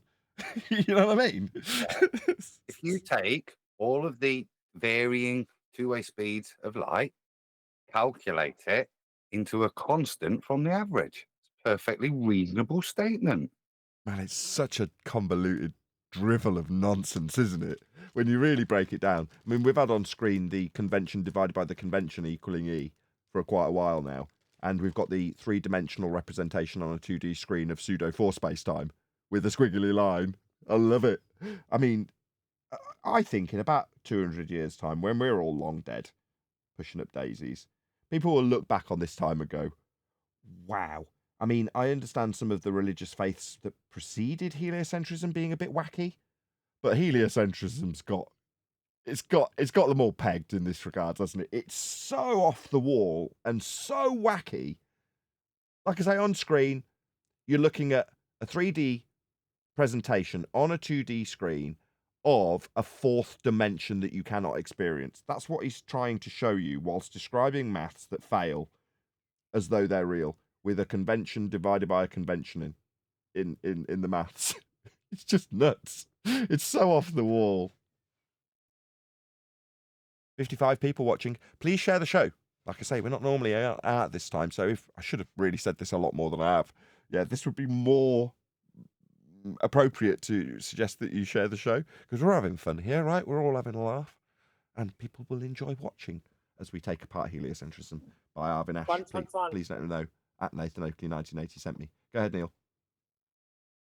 I just said fun. Thank you. So worthy of the interruption. Thus, we see that if the wavelength is longer... Do we see wavelengths? My understanding is that wavelength's a convention that's been derived from diffraction for each type of light, and the pattern that it produces, then calculated and described in mathematics as a wave function. Well, those wave functions will give you the various different wavelengths of the different types of lights. But it's still just a convention that's derived from a diffraction pattern, is it not? Am I misunderstanding, first of all? No, that's correct. Right. Yep, that's correct. Well, therefore, okay. So, what's he babbling about? I don't get it. It doesn't make any sense. Waves, man.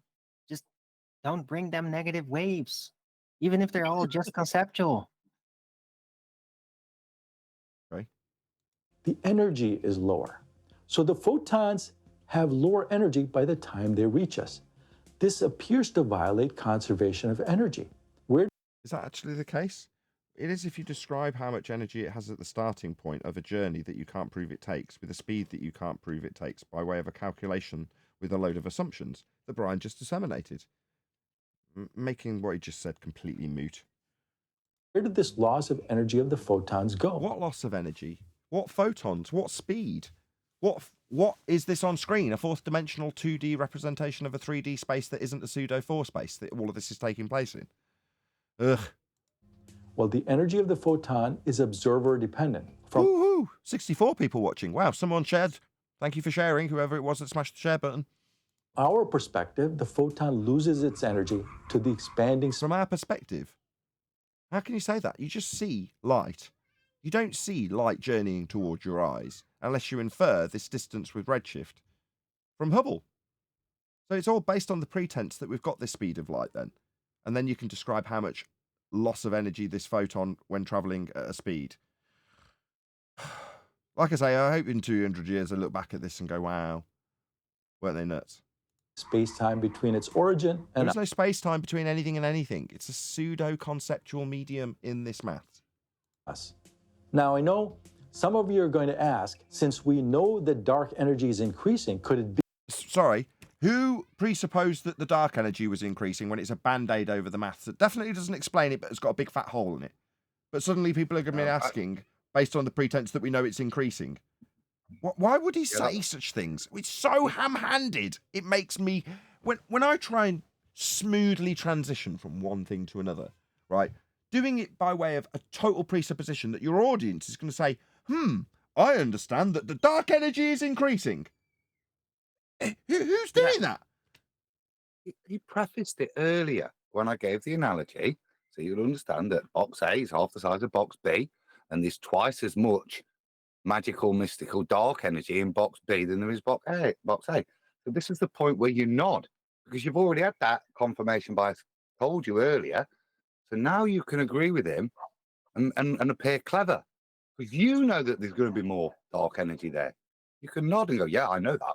That's a fact I gained earlier. We only know it based on his equation where he says that as the volume of the space, and then we had QE pipe up and say, well, you're going to need to show us some of this stuff starting with the vacuum of space, increases, then the energy increases. So therefore, we know that there's going to be an increasing amount of dark energy, and we're going to pose a question based on that he's told us when we've disagreed with every word of it. But you're saying that your average Joe Normie who watches this guy's channel will have heard his description in a pseudo-4 space that he hasn't proven and nod when they say, well, therefore I understand that the dark energy is increasing and I've got a question, I'm raising my hand. Let's just see what the question you'd be asking is. B, that the energy that light waves lose turns into dark energy. Could it be that the energy that light waves lose turns into dark energy? What light waves? The concept that I objected to earlier with diffraction patterns giving you light described with wavelength. If that convention isn't going to be an amount of loss in an energy of a wave. This is absurd. And I'm definitely not asking the question based on an increase in dark energy. I mean, your assumptions fall flat based on what we are now taking apart in this crap. Anybody else got anything to add before I play on? That's coming back together now. It's becoming a sensible theory. Because previously I didn't have a clue what dark energy was, what could cause it. But now I know it's just that energy loss that photons experience as they travel through an expanding space-time. That then creates dark energy. This is quality story time, but it makes perfect sense if I assume all the preloading that he's putting at the beginning of the statement. I can now nod and agree and feel clever because I can now go to my friends. I know what causes dark energy. Yeah, but that's not his purpose here. His purpose is to violate the first law of thermodynamics. So at some point, he's got a segue between what he's just described based on an assumptive question we would give based on a band-aid of dark energy filling a hole in maths that doesn't work when we assume expanding universes based on Hubble. Well, when we get to the point that he says, therefore, the first law of thermodynamics doesn't apply to our universe at the large scale, which is where this is going, we're going to laugh our tits off. Because none of the preamble that goes along with that assumption that he makes in conclusion at the end will work. Because we pulled apart every single aspect of it.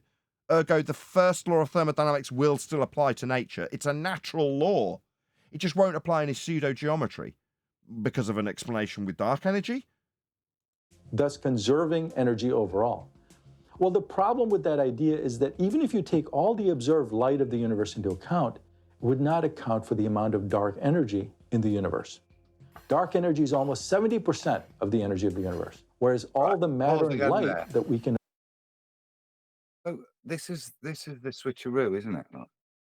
So even if we take all of the light, so even if we do our maths, it doesn't work. So we have to put on that pie chart, which shows you how bad it doesn't work. Yeah? The known universe of what they're claiming to be is that tiny little segment of the pie chart. The rest of it for the maths to work. Look, there you go. The rest of it needs dark energy and dark matter to keep that 5% working and say it works.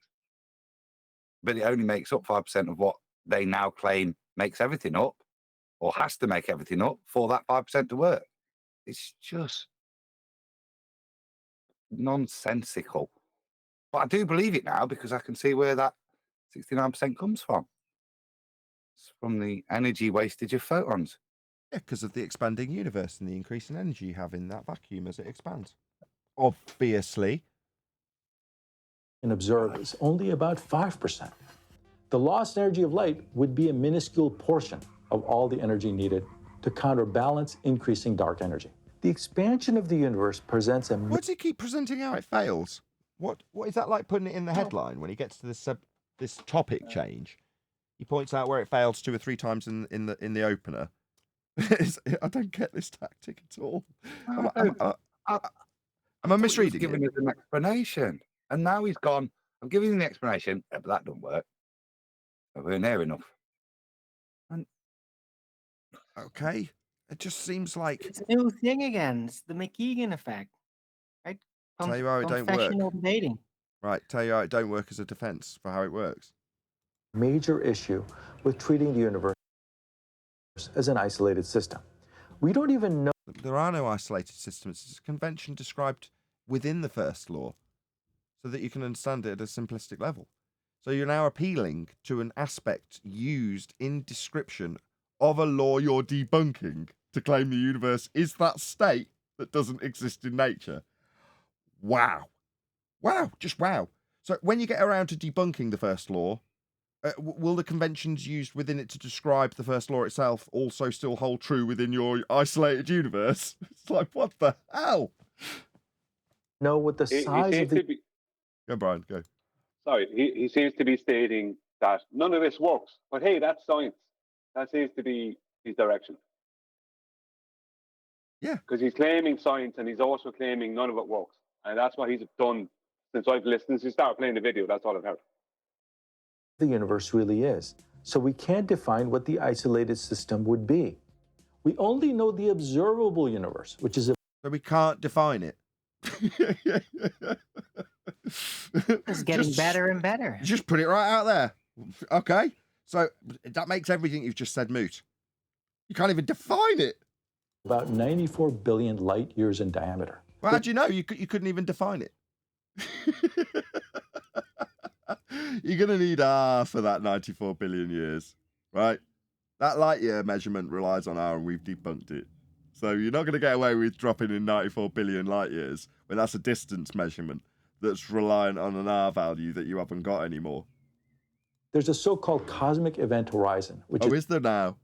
Right? What, at the edge of the Oort cloud or some shit? Is at the end of the observable universe. Oh, right. Beyond the observable universe, what's that way you can see stuff in your telescope? Right, where Hubble observed redshift. Go on, sorry, whoever that was. It's where the cafe is. This is where the cafe is, right? The end of the universe cafe. Yeah. But this is the point. Where else do you conjure that statement other than science fiction? Yeah, it's not something they can prove. But Douglas Adams said it, and that makes a bit of sense. I step outside of time and go to the cafe and watch the universe end. This is what they're dealing in. It is total science fiction, and then trying to strap numbers to it. Right. The event horizon itself is a pseudo concept at the edge of pseudo bent space time, right at the edge of a geodesic, at the point of a black hole spaghettification. If you were near it, it's leaning on these geodesics in space time, pseudo concepts to give you event horizons at the edge of the space that's been observed through a telescope and described by Hubble, with observe and declare mentality. All implied to be science, none of it validated empirically. Go ahead. Was that Adam or Brian? It was me. Yeah, I was just going to say, it's the same exact thing as what they were always trying to do geometrically. All globe proofs and all curvature was always past where you can't see. So it was always beyond the horizon. Everything to do with their model is where you will not experience it and can't observe it. All of it. And this is just a more complicated, bigger version of that same exact thing. You can't see past the horizon, so that's where our curve is. You know what I mean? He's saying the same thing, but he's saying it in a greater expansion of heliocentric space. Trying to raise the question, what's it expanding into? Because in his diagram, just for people who are watching live, please share the show, by the way, if you are watching live.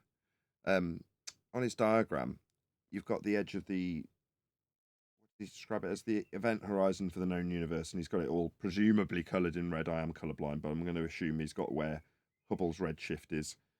Okay, what's all this then? Like, when we used to ask back in the day the really crude questions about the heliocentric model, what's it expanding into? With him, it's just got this grey fuzzy stuff. Like, what this grey fuzzy stuff undoing your nonsense. Sabine Hosselfelder says it's expanding into itself. That's what she said in a video she made about it on the topic. I remember that. at the edge of this cosmic event horizon are moving away from us, such that the light beyond it will never reach us. I was watching a video on Magellan TV, today's sponsor. If it's the edge of the universe and there's light beyond it, it's not the edge of the universe then. It's just that you're saying that the light won't reach us when you've got a speed of light equation that's calculated based on assumptions of an R value. Okay, well, that doesn't mean anything for light beyond the edge of the universe. It's nonsensical. Which showed how it's possible that the universe beyond the visible universe could be infinite. And if that's true, then the universe would definitely not be an isolated system, since we could not put any boundary around it. So, to describe your debunking of the isolated system that is the universe in the heliocentric model, that's also got its flaws too, hey? Okay. QE. Doesn't bode well for you debunking the first law at the end of all this. Just a question if QE's there. If you go this philosophical route he's saying here, where we've got a not even ever expanded, but infinite. If in of itself it's infinite, then how can it be anything other than an isolated system? Because it has to be isolated in of itself because it's infinite. Therefore, it's not going to interact with anything else. Therefore, it would be isolated, wouldn't it? OMG. Number one, infinity doesn't exist in mathematics. I know. And that's what I'm saying. He invoked it. I'm not done yet. That was just on number one. Infinity doesn't exist in reality or mathematics. That's number one. Number two, you have to know the damn boundary conditions to claim what system it is. So somebody would have to go out there. You got to know the boundary conditions. Yeah. So that's my point. To know the boundary conditions to define the system, right? But if you go into fairyland where we make a statement that something's infinite, then there is no point that that boundary interacts with anything else to define whether we've got isolated or closed or open. So therefore, by nonsensical default, it has to remain isolated because it's not interacting with anything else. It's infinite. Because there is not anything else. Yeah. So it's infinite. So therefore, he's gone back to proving the thing he was disproving. Well, you couldn't even say it's an isolated system because if there's nothing else, if there's not a competing system, then it's nonsensical. Right? Think of it this way, Adam. If you were a bodybuilder, right? If you were a bodybuilder, you'd be expanding into yourself, wouldn't you? Oh. I'd be expanding, but what the heck is the thing I'm expanding into changing, or is it just me that's changing as I expand? That's the. But they're claiming that everything's expanding. Oh, brother, we're off the reservation. When does this end? Never. No, I'm talking about the video because you've already debunked all the bases. Now we're just chasing down incoherencies off the things that were debunked before. We're being entertained by the double speak. It's excruciatingly painful. It's excruciating. Just to do it. It's excruciatingly painful. That's why I'm doing other stuff. Any more questions? No, let's move on. Let's do some more. In this case, we would have to conclude that the universe likely does not conserve energy. The Magellan TV documentary is called Is the Universe Infinite? And it's Why would it be posed as a question? I mean, you've just covered this, so let's not rehash it. a fascinating exploration of the question, how far do stars stretch out in space? Again, why would it be posed as a question? Shouldn't we know? You're going to make any sort of claim that's considered valid? Oh, but it's just there with a question mark hanging out like a turd. Yeah, okay. And what might be beyond them? You can click the link in the description to check out that documentary for free right now, because the first month of your Magellan TV subscription is absolutely free. But once you see the... I'm going to go with no. We'll pass. We'll pass. Rest of their extensive high length in the description much, much larger than the 94 billion light-year diameter that we observe. So we don't know what the isolated... Hold on. We observe that diameter, do we? What? How do you know the... Light's not a measure. Light's not a measure of time nor distance, by the way. Perfect. Light year. Much more concise than I would have been. System in which energy may or may not be conserved consists of. May or may not be conserved.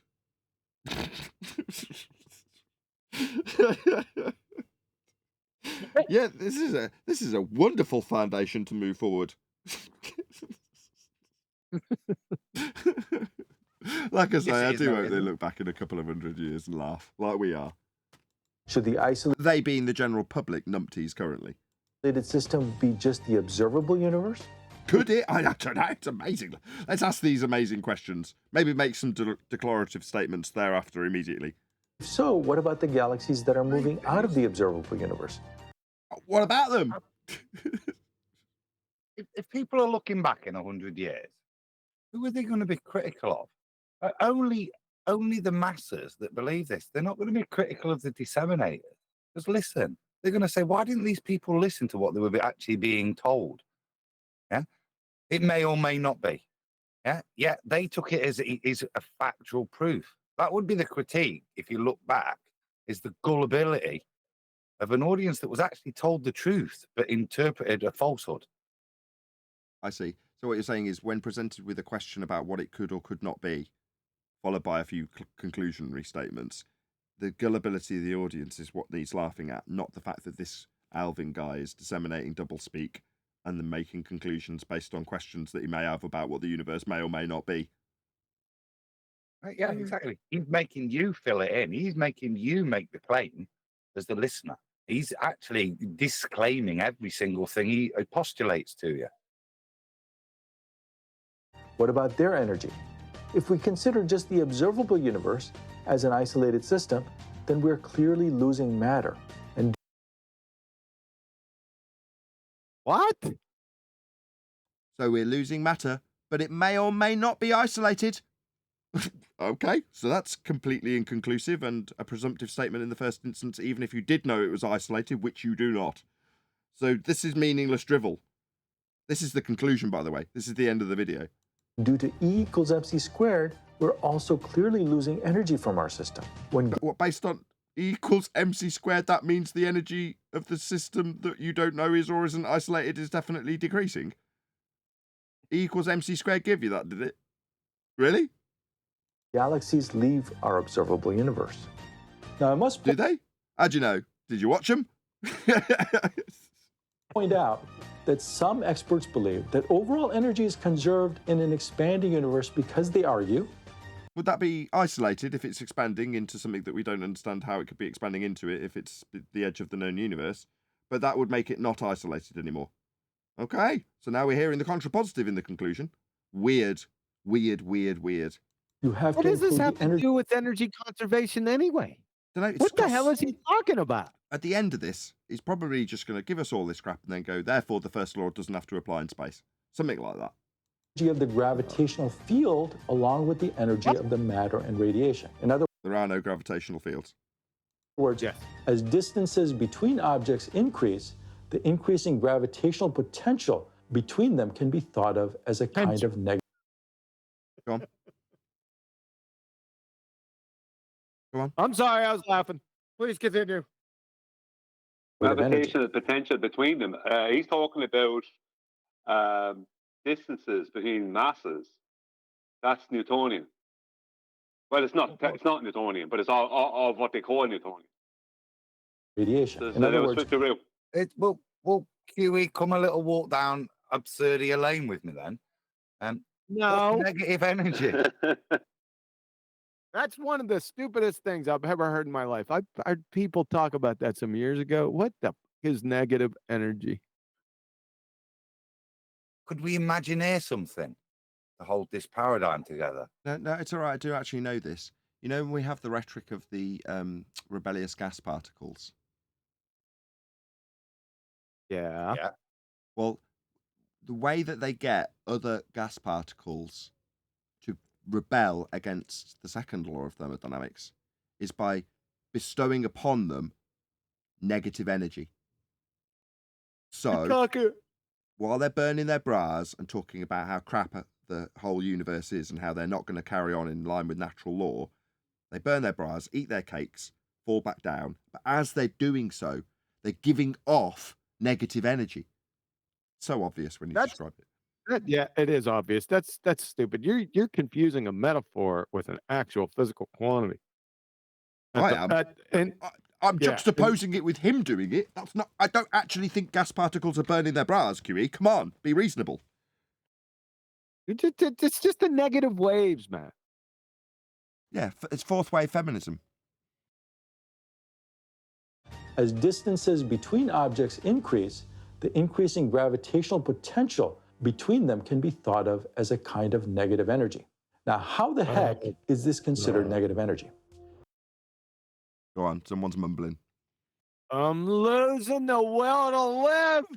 End this. There's this guy. Check out the expression on his face I've paused on. That was unfortunate. Sorry, mate. I did the same for Vice, and me rolling my eyes back into my head has been the thumbnail on loads of people's videos. So, sorry, mate, but this is going to be the thumbnail. Legendary physicist Stephen Hawking explained it this way. When you pull two objects apart, you need to expend energy to overcome the gravity that pulls them together. No, you don't. No, it's wrong. No, that's a Newtonian concept. No. Mass isn't attracting mass for you to have to overcome any force that they're attracted to each other with. Mass doesn't attract mass. And what's mass? Since it takes positive energy to separate them, gravity must be negative energy. And this must be. Could be no other explanation. Increasing negative energy perfectly cancels increasing dark energy. Some argue. Now, this you and me are on the same vibe today, increasing negative energy, isn't that just decreasing energy? No. Decreasing the negative energy. The energy on the negative side of a scale that would reach zero, Arvin. Try and keep up. This is not no energy a lot. Less than no energy. Bloody hell, Brian. Negative energy. I don't know. It's just my rudimentary math senses are getting a bit confused about the increasing of a negative energy. Like, what? You just don't understand. Imagine you've got a car battery and it completely depletes and it's got nothing in it. Then it keeps going, losing even more than it had at zero. That's your negative energy. Like sucking the life out of the car. Way to think of it. I don't think that's going to happen, though. Well, you just don't understand. You just don't understand negative energy. The problem is that unlike dark energy... might do. Just can we go back to boiling water? So if I've got boiling water and I'm thinking, I'm not quite ready for my cup of tea yet, but it's boiling, what I don't do is turn off the heat. What I do is add a bit of cold to stop it all boiling away for a bit. Just keep adding a bit of negative energy. Just add some cold to it. That'll stop it boiling. Increase the negative energy. Quick. No, but this is it's nonsense. Negative energy. Can I add some cold to something? No, it's just an absolute nonsense that they've had to invent now. I'm not sure why. But again, it's you can think of it as a negative energy, and then we're going to move forward as if negative energy exists, because now we've defined what gravity is. Yeah, but so long as you don't explicitly say, therefore, negative energy, it's definitely not a begging the question fallacy. Is the negative energy concept the same thing that makes things that move up also accelerate down at the same time, like Rumpus talked about? No, I think what Adam is stating. No, you're talking about a consequence. No, just answer him. No, you're talking about a consequence of a bent geodesic as opposed to the geodesic itself. As much as I hate that I can answer that question. Go ahead, Brian. Yeah, I think what Adam is saying is that ice is dark matter, and black ice is very dark matter. Exactly, Brian. Yeah, we've worked it out, Adam. Energy, which has a constant energy density, there's nothing like a constant gravitational density in the universe. The curvature of space-time is not defined at every point in space. Because there isn't any. In space makes it sound like it's something in physical 3D geometry, but there is no fourth dimension, and you're not showing it in this. It's back to your 3D representation on a 2D screen of a bent fourth dimensional pseudo geometry. There is no fourth dimension in this representation. There is no bent space time. So to decide how much energy it's containing is just farcical. But does energy actually have density? The density of energy. Is that real?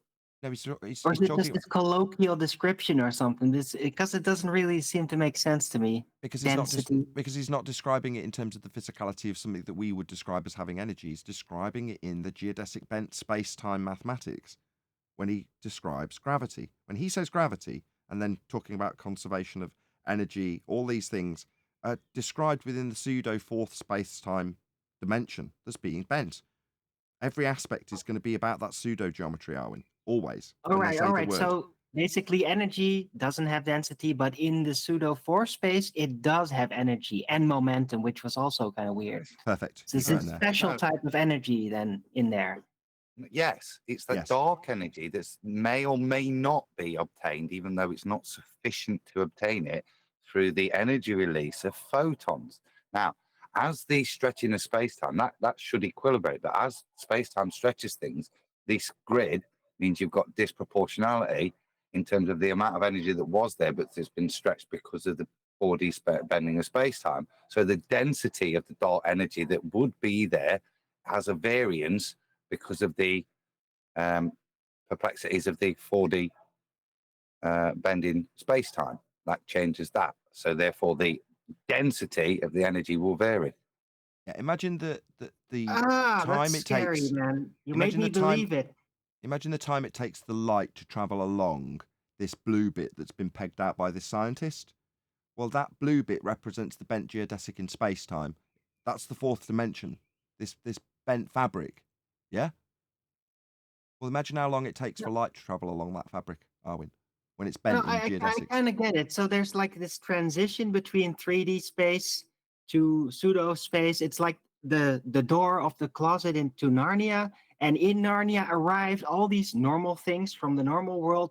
Just have these unique special abilities that only work in Narnia. I think I'm starting to get this. You don't need to know. You don't need to go to Narnia to conceptualize it, though. You just need to conceptualize how, if you are one of these 2D cartoon characters on the screen now, right? They're clearly cartoons, yeah. Unlike the scientist. Now, obviously, this is CGI. For anybody that thought they were real children, they're not.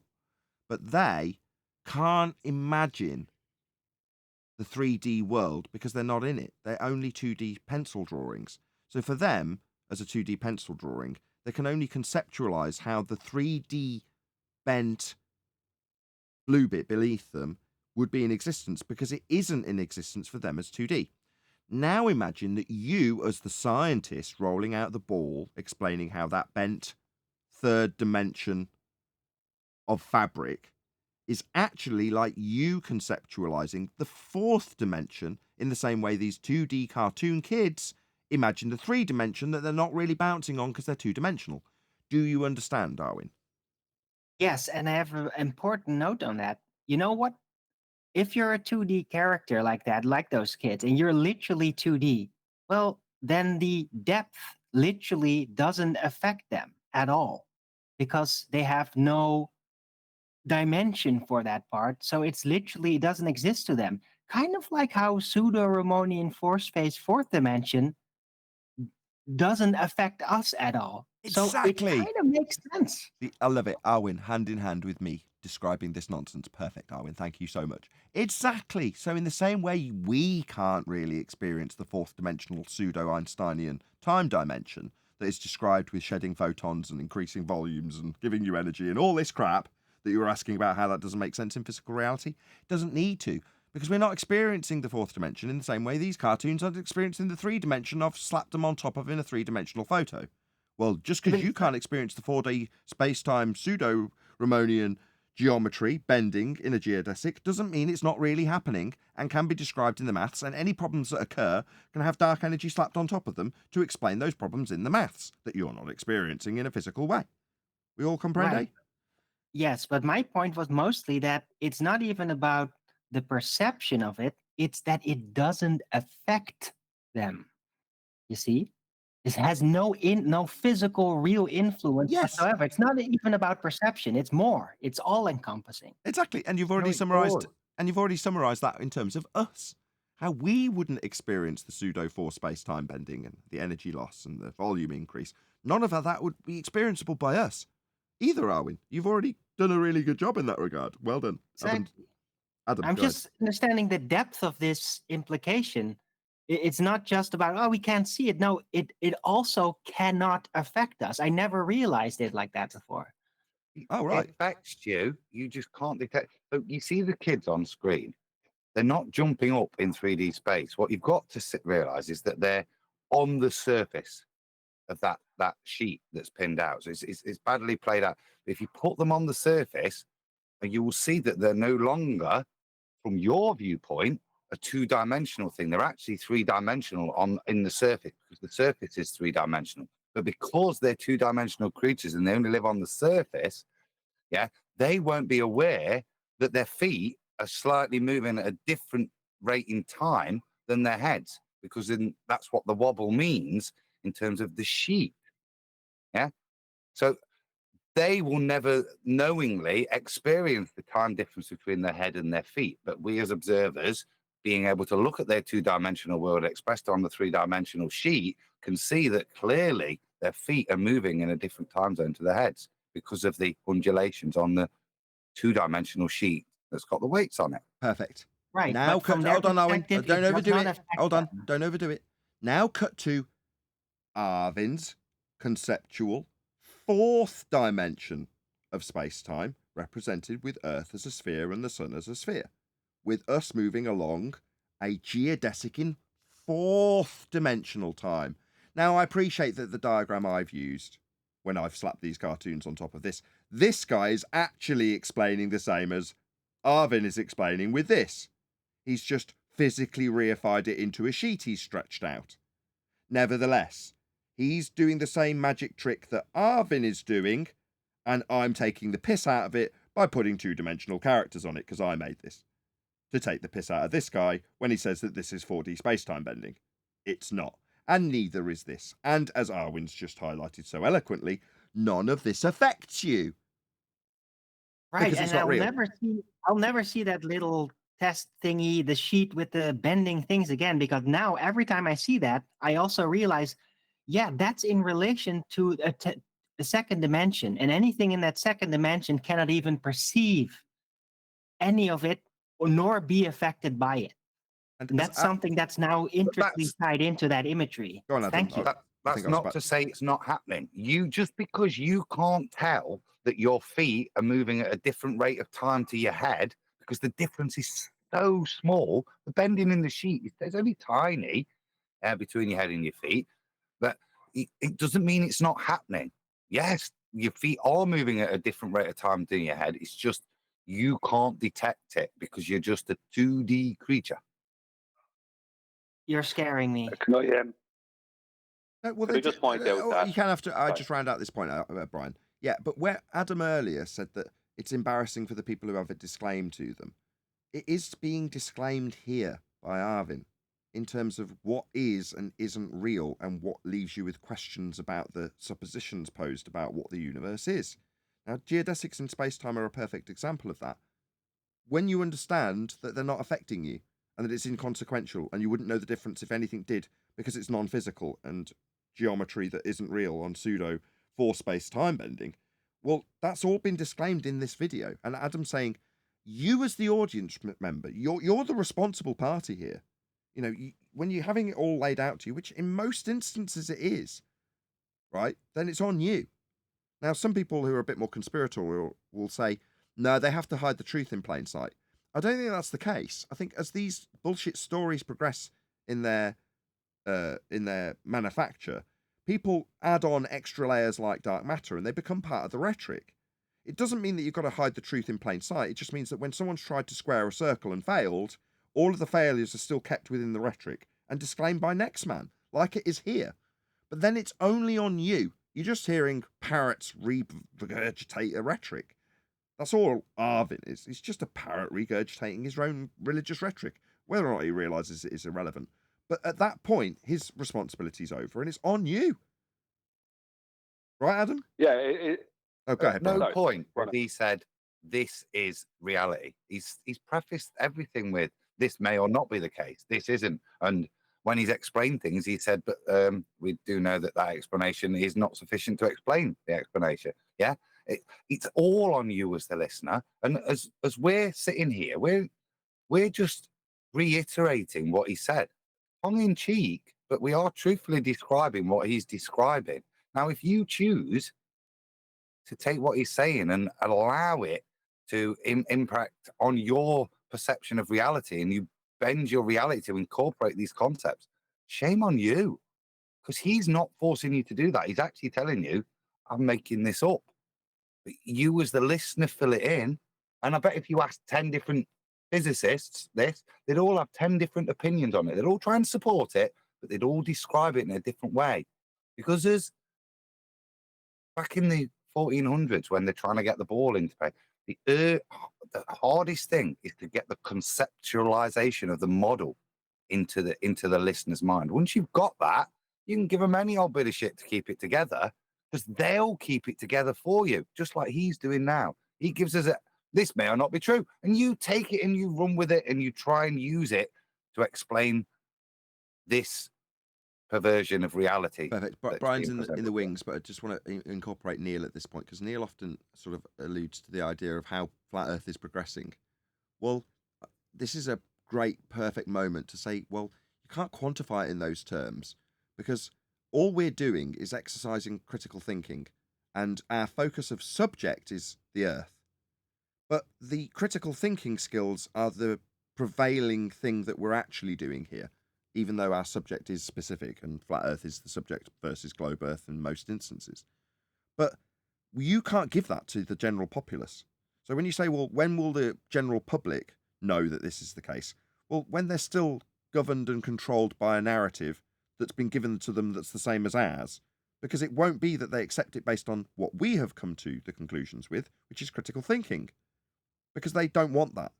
And teaching them critical thinking skills is something that's, the education system's trying to drill it out of the youth, not install it in them. So we won't win a battle of offering the general populace a better logical way of thinking. We'll struggle to achieve it in the first instance, because a lot of people are thick. Sorry if you're thinking this is horrible to thick people, but that's tough. A lot of the populace are thick. So you won't be able to educate them in critical thinking, especially if they've already been indoctrinated heavily. So therefore, how will flat Earth progress? For somebody like Neil, who's asking about the general world at large, well, when the education structure changes radically and we offer children the ability to think critically, rather than giving them rhetoric to parrot back in a comprehensive manner. Yeah, homeschooling could do it. Yeah, I realize that as I've been looking into scientists. Well, I see it pretty simplistic what's going on. In 1915, Einstein gave them permission to use their imagination. And since then they have, right? And they've even stopped using the rules within general relativity and special relativity, like the adding in of what they call Newtonian concepts, things that are not part of it. And the reason they're doing this is because they're using their imagination. And what's after happening is, I couldn't point the finger at these people, who are doing this now and say, you're trying to deceive, because the truth is that they can't make heads nor tails out of their own nonsense. They can't describe it or explain it simply or in any way coherently. Because all they can really say is that may or may not be the case within this paradigm that's connected to this other paradigm that all started at this original paradigm that I don't know, that has no validity. Do you know what I mean? Like, this guy can't even work within the rules of general relativity and special relativity within his video, because he's in his imagination.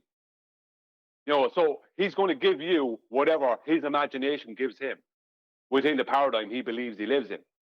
And he can't even, make sense of it. So how are you supposed to make sense of it? So the confusion is what's keeping it alive, because people think there must be an answer there when there isn't. There's just a whole load of people who are confused, and they call them experts.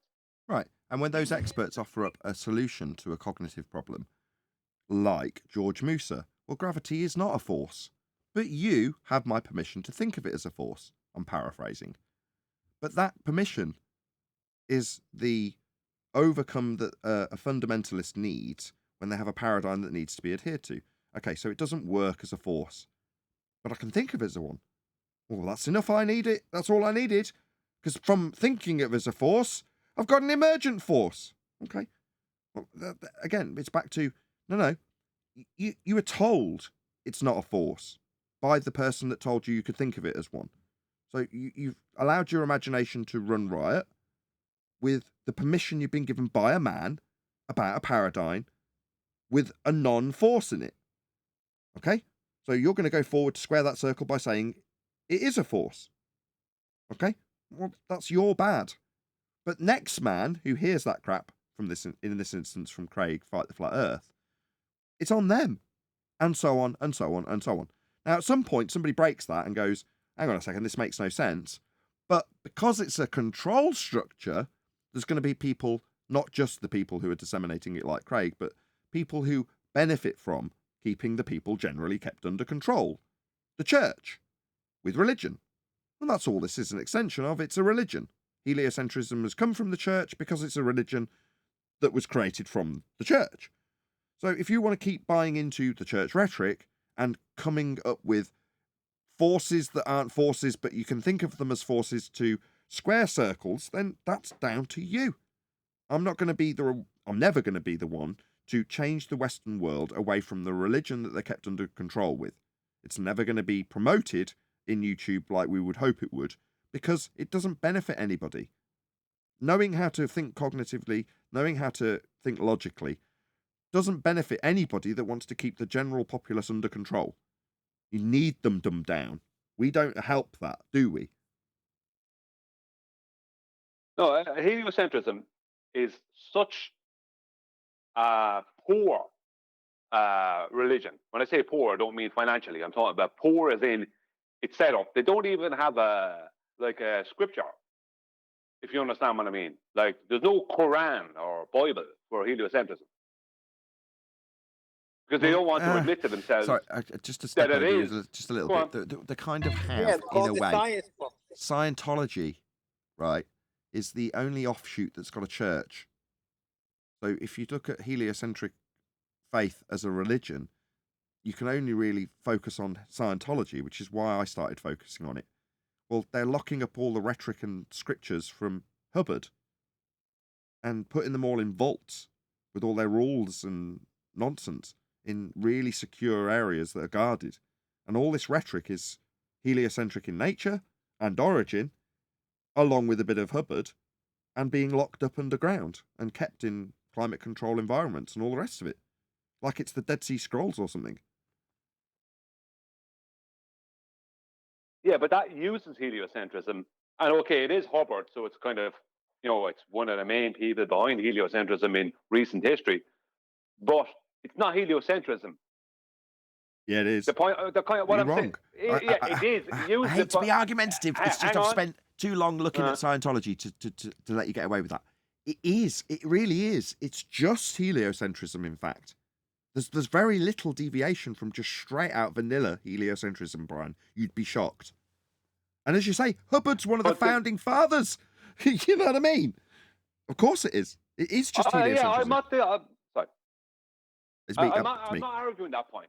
I know I know that it exists within heliocentrism, so it is heliocentrism. But your average bowler is not a Scientologist, is my point. So there's no, let's say, heliocentric Bible outside of whatever Scientology can claim to promote. There's no Bible, there's no Quran for people to refer to, if you understand what I mean. It's such a mess. It's a crap religion. But isn't that you it's say there also isn't, the most popular? But the Quran and the Bible, right, are going to be part and parcel of the journey of the story of heliocentrism. Has the Bible at its heart. That's where it's come from. So then you work forward into Copernicus and Kepler, right? But they're priests. They're doing it on behalf of the church to figure out when Easter's going to be. So then they become part of the story, the book, if you want to call it that. No, there's no extra testaments that have got Copernicus's name on or Kepler's name on, but they are just still the extension to the narrative. No, you gotta segregate the two things there. You've got the books, which in of themselves, frankly, don't involve themselves directly in this argument. They describe what they describe. Then you get doctrine that doesn't change or pervert the text, because we can read the text today and say, well, that's against what the church is professing. But what you then got is that agenda of doctrine and the use of priests to reveal a heliocentric mechanism, even to, is it Lemaitre, Owen, I think, down to the Big Bang. Right. You know, these are all priests that bring this out. But at no point does this pervert the text. All it does is get the congregation to ignore the text. And that's the world we're in now, where Christians, Muslims deny their own scripture because it's in contradiction to the other religion in their life, that of heliocentrism. Sure. Well said. But when you have that aspect of a church or disseminated from the church rhetoric that doesn't have a Bible attached to it, that is where I suggest that Hubbard comes in with Scientology. It does establish that extension to the story, which is entirely heliocentric in Scientology specifically. It has all of that rhetoric with the Kepler-based descriptions within that church religion and within those scriptures. Therefore, what you're describing as them not having a Quran, and I appreciate that you're saying your average Joe Westerner isn't a Scientologist, but that doesn't mean to say that if that aspect of that control structure were to die as a result of what we are doing here, you still need that tucked away on a shelf somewhere in its entirety with all of Kepler's base research. And that is factually tucked up in Scientology, believe it or not. It's important. Their Bible is the internet. It's Wikipedia. It's the libraries. It's just put in everything. They don't have it scraped together as an official religion. Maybe, but not very kept easily, very easily memory hold, unlike climate control documents that the Scientologists have. I know this is a moot point. We'll get back on the video, and I'm going to shout out James Richards. He says, Neil, every religion puts heliocentrism with themselves. That's not too poor of a religion. Whoever said it was poor, I think that was Brian. Yes, it is the live show, by the way. Anybody asking in the chat, is this the live show? Yeah, it's hella late, and yeah, most of the time's been spent faffing around with the computer. And I said this yesterday, I like doing the show, and as much as I'm going to get an earful from my wife, especially as we've currently got no car, for running the show really late, yeah, please share the show, as this is today's live show, in case you hadn't figured that out. And we are indeed live right now, if you're watching live. If we're not, it's because you're watching afterwards. Let's just have a bit more video so we come across. We've segued a little bit too far, so I'll just play the bit of video. But is defined locally by whatever matter and energy may be present there. It's not anymore. Time, it doesn't work like that, Brian. We're not bending geodesics here, but go ahead. Okay. Yeah. There is an Old Testament and a New Testament in heliocentrism.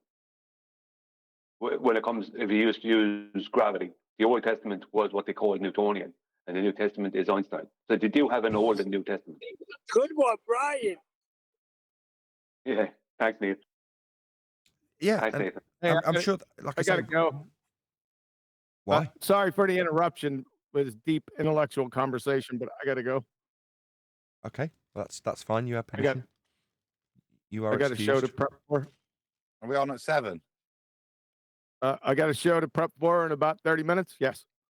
Okay. Well, I'll keep this live audience ticking over. Please share the show. There's 70 people watching, which is crap by the standards of standard live streaming that we have here on Flat Earth Debate.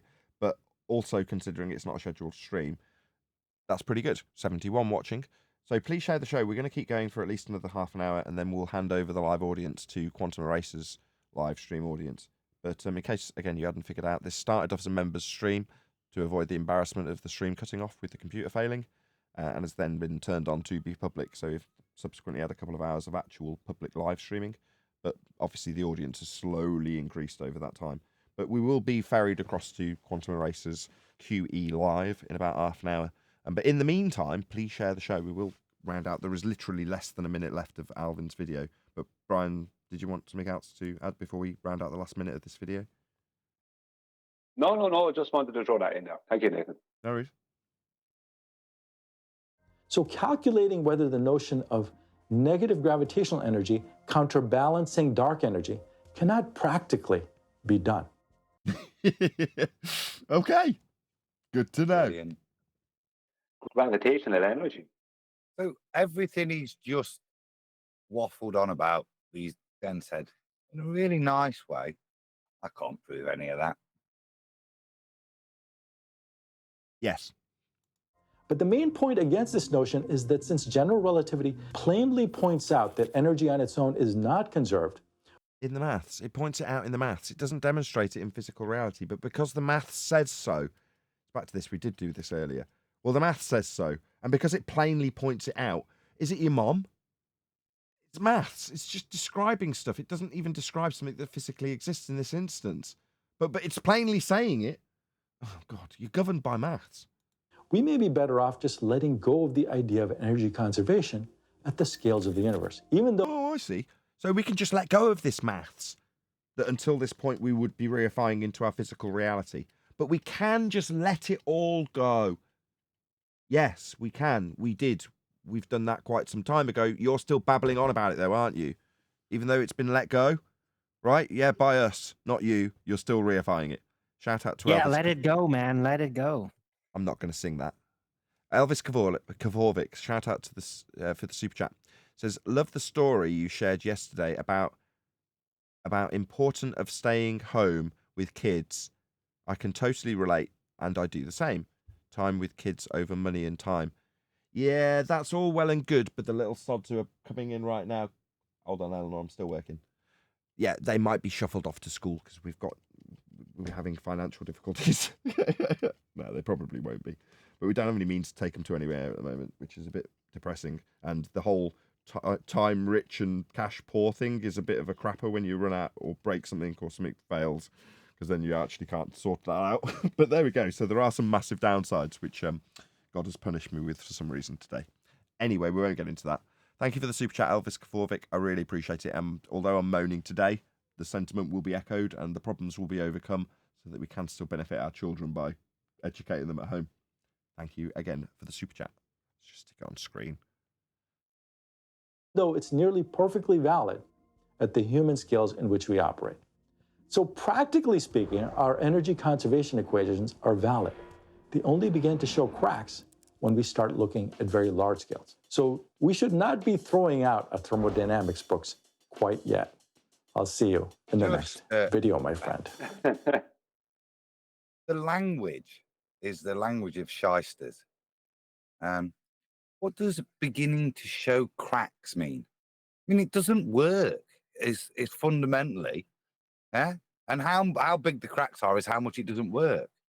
But if it's supposed to be a description that doesn't work, what's the point in proceeding with it? There isn't one. Earth's not a sphere. We don't have gravity. We haven't got pseudo-Ramonian force space-time bending.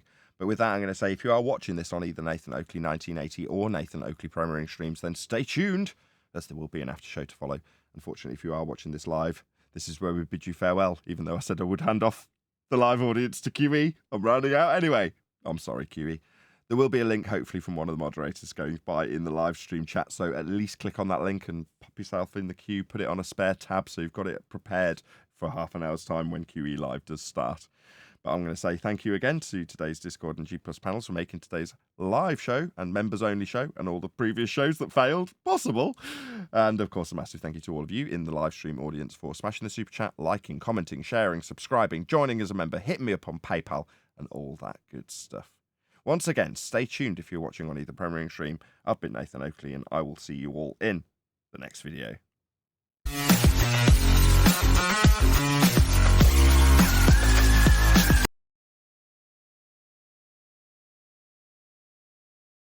Right, I'm going to. I didn't really catch all that.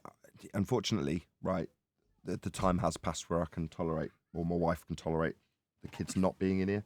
So if I'm on mute quite a lot, it's just because there's a lot of background noise, just so you know. But I do want to continue. I want it to be a full 4 more hours, as in, you know, it won't be, it'll be 3.5. But by the time QE goes live, this will be a 3.5 hour show, which I'm then content to say the computer's nice and stable. And what I expected to stabilize it did stabilize it, which means that hopefully tomorrow it won't crash. Can but hope. You can but hope, exactly. I hope it doesn't crash tomorrow, and tomorrow will be the first day of it not crashing for the next 5 years. I bloody hope so. The problem, Nathan, is that at this stage, if it did become stable, you'd be on a knife edge, waiting for it to crash. No, I won't. I won't. I really won't. Everything's tested at the extremes. So what happened today wasn't at the extremes. So what was happening was, with all just the minor software running, like Skype and stuff in the background, right? Not games, not something intense, just the background software. When that's running, if you turn the power down on the graphics card, when it's running slowly, it's starving it of power. So all I had to do to resolve that problem counterintuitively was turn up the voltage, and that stabilized it at lower speeds. So like now, the graphics card's running at 1800 instead of 2000, which is slow for the graphics card. Well, this is the time that it's, you know, it's encoding stuff, it's passing stuff around for the screens that I'm watching. That's the point that it's crashing. Well, that was easily resolved. So I know I've said it at least 20 times that I am actually confident that this will resolve the problem now.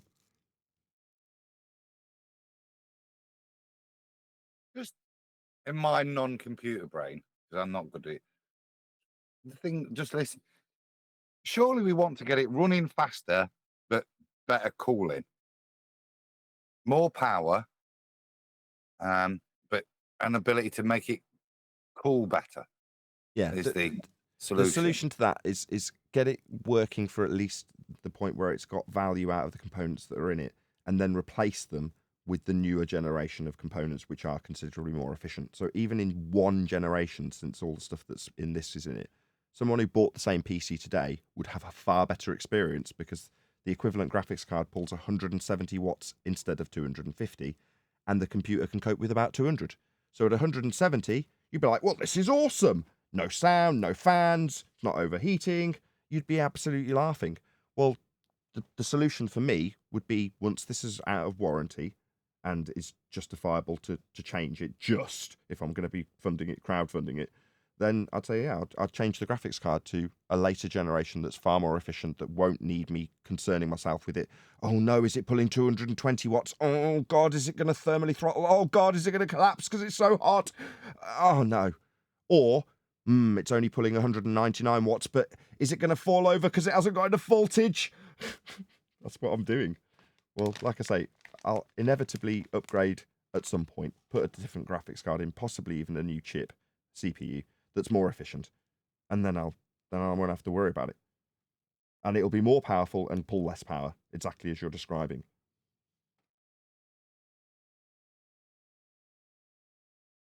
Riveting. Can we continue the video, or?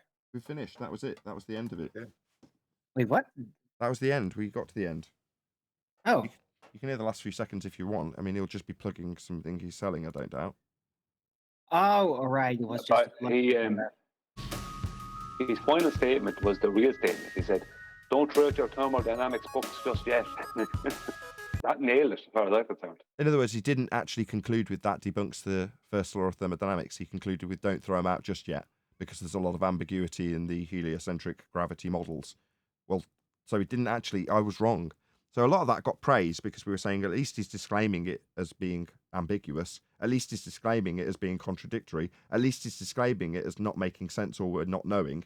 Well, that was probably the the best accolade he could have in the position he's being critiqued for being in, heliocentric.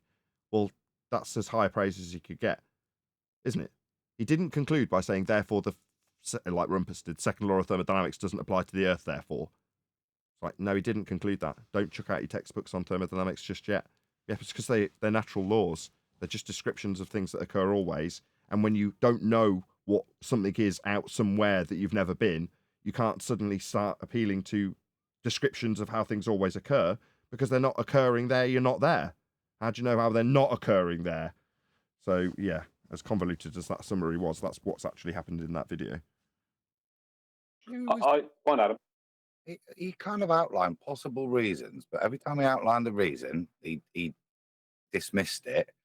But the crux of it was that if you're going to think you can disprove the first law, then there has to be certain conditions past where we can see.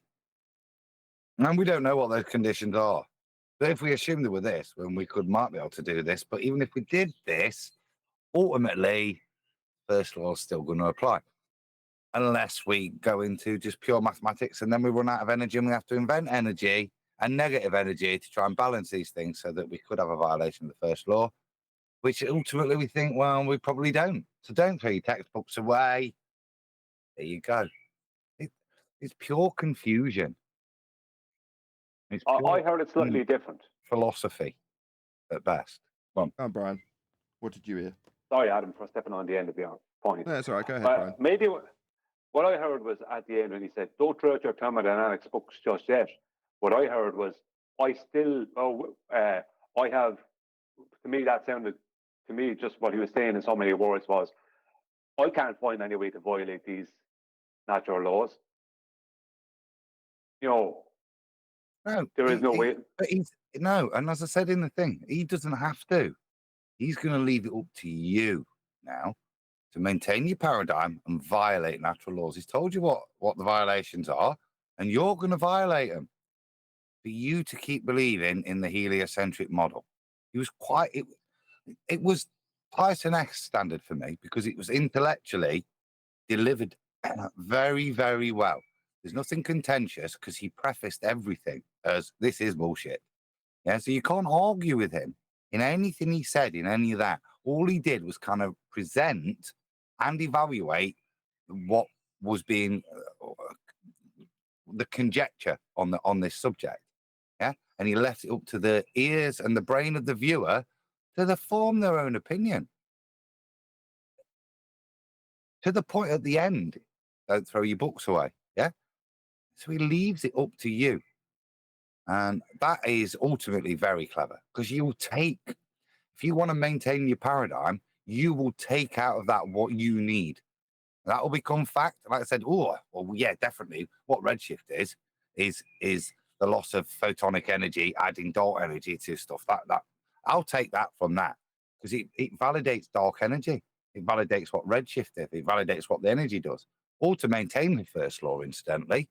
But you see, you take out of it what you want to maintain your paradigm. You can pick any bit of these little nonsensical stories that support your worldview, knowing that every bit you've picked, he's already put a disclaimer on that it's not validated. I'm probably wrong. Oh, good run. Sorry. Yes, but his final statement of don't throw out your thermodynamics books just yet, to me, sounded like an admission that these can't be violated. That's what it sounded to me like. That even though, that was like his final disclaimer. Yeah. If you understand what I mean. Yeah, and like I say, intellectually, if you're just presenting information, I think what he did there was, if I was, it was like being at uni, you have to go and do a seminar to the class. You don't have to make a claim, but you've got to present all the information and the supposition around it and evaluate it. But you don't have to say it's right or wrong. You just have to explain it and then put its limitations in. And that's what he did. Yeah. And he leaves it up to you to validate it. I was going to make a point, but I've gone sideways. One. Well, yeah, because heliocentrism is an exercise in imagination. So you're given the impression that you're dealing with the physical and natural when they added it to physics, but you're not. It becomes imagination extremely quickly, because you've got to imagine that the Earth, that the horizon is Earth curve. I mean, you've got to imagine that, and that's the starting point. That was it. In Nathan's chat, somebody said they have to tell you the truth. They do, right? But not when they start it with, this is a load of bollocks. It could all be wrong. They can then say whatever they like if you're following their rules. Yeah. If you read them off, internet and whatever, whatever their satanic rules are, that they have to leave the truth out, that they do. But that doesn't preclude them from subterfuge. Now, there's nothing better than what we've just witnessed there. Here's a load of nonsense that was probably not true. I can't prove it. It's not even demonstrable with calculation, he says at the end. Well, then, like I say, if you're into all of that, or even if not, you just think of it as a rational person that's not into believing their occult laws, the onus is on you. You were told, right? You made the point, Brian, earlier, Einstein allowed them to go off down a particular route. And if that particular route was no longer Einsteinian relativity, it was the world of C.S. Lewis. And that was the theory adopted. It's up to you. Now, this theory's gone on for 100 years, that so-called, intellectuals have gone down this route. But it's still just the world of Einstein. It's not reality. And as you see, it's so flawed. They invent all these things. But as you said, that gave them, I think it's whether you believe in Tesla or not, you know what I mean? It's a critique that he has. You open up the door for mathematics to then describe reality. As I said there, he slags it off. Even he said it's not even provable with calculation. So to me, it's you as the listener. If you want to go and turn up and turn that into reality when you're being clearly told by orator that it's not reality, it's wrong, it's not correct, these are all the reasons why it isn't correct. If you use that, that's up to you. And that's the best form of black magic and what's going on. The dark arts that are being practiced is to get you to be the criminal, not them. Oh, I don't disagree with any of that. I'm kind of saying the same thing as you, but in a slightly more kind of shortened version. When he says don't throw out your thermodynamics books just yet, what he's stating is they can't be violated. So you can believe what you want and imagineer whatever you want. These can't be violated. But he's not telling them that as directly as I'm after saying it. So, I totally agree. He's allowing the other people to go off and make claims based on their imagination. Things that, while he's after making a whole video pointing out how all this stuff is nonsense. Yeah. Not once did he claim that the universe is expanding, but I bet you'll get ballers now and heliocentric apologists telling you it's expanding and that's what causes redshift. Yeah. It's very, very well crafted because it's information that allows you to, I say, construct your own worldview. I mean, cherry pick is the key, isn't it?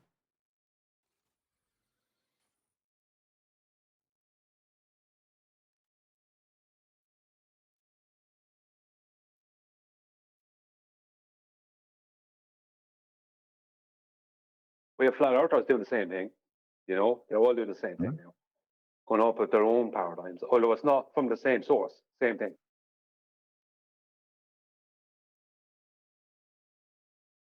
Did you see the stuff I put in Ballbusters last night? Their little chat with Ruthie. Yeah, did you see my question at the end that I sent to Ruthie? Well, that followed on from that because he starts pestering me. Go on. But he makes it. Where is it? He's desperate. I don't know what his problem is. He's desperate to try and destroy the Black Swan or elevation angles. And it's always focusing on one little bit of celestial navigation. You can't put it all together.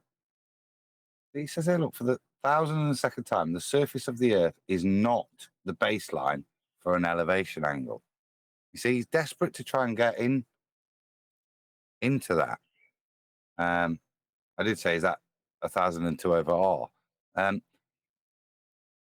But this is the point, that they're trying to argue in little segments of celestial navigation, and it falls apart there. Yeah, the surface of the Earth is not the baseline for an elevation angle. That's a statement from Rufy for the 1002nd time. He said that. Yeah, that seems to be in contradiction to celestial navigation.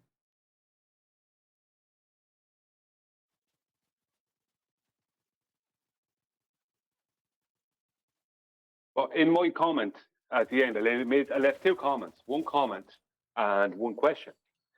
My comment, I pointed out that this is why I go straight to the dip correction, because I have my own thing going on with Ruth at the moment. Excuse me, not constantly, but every week or so I leave a comment and he'll reply back, whatever. But the dip correction, one of my last questions to him was, are you claiming that the dip is greater than the height of I? Because that's what he has to claim. Because his dip has to be greater than the height of I correction. So the height of I above the water, his dip must be a greater correction than that. So in other words, he must claim that dip is not just height of I. It has to be something else. It's not height of I at that point. Because his dip, remember, he wants to bring the line up to the eye line, right? And that's fine if he wants to do that, because the idea of the vertex going down to the water, yeah, terrifies him.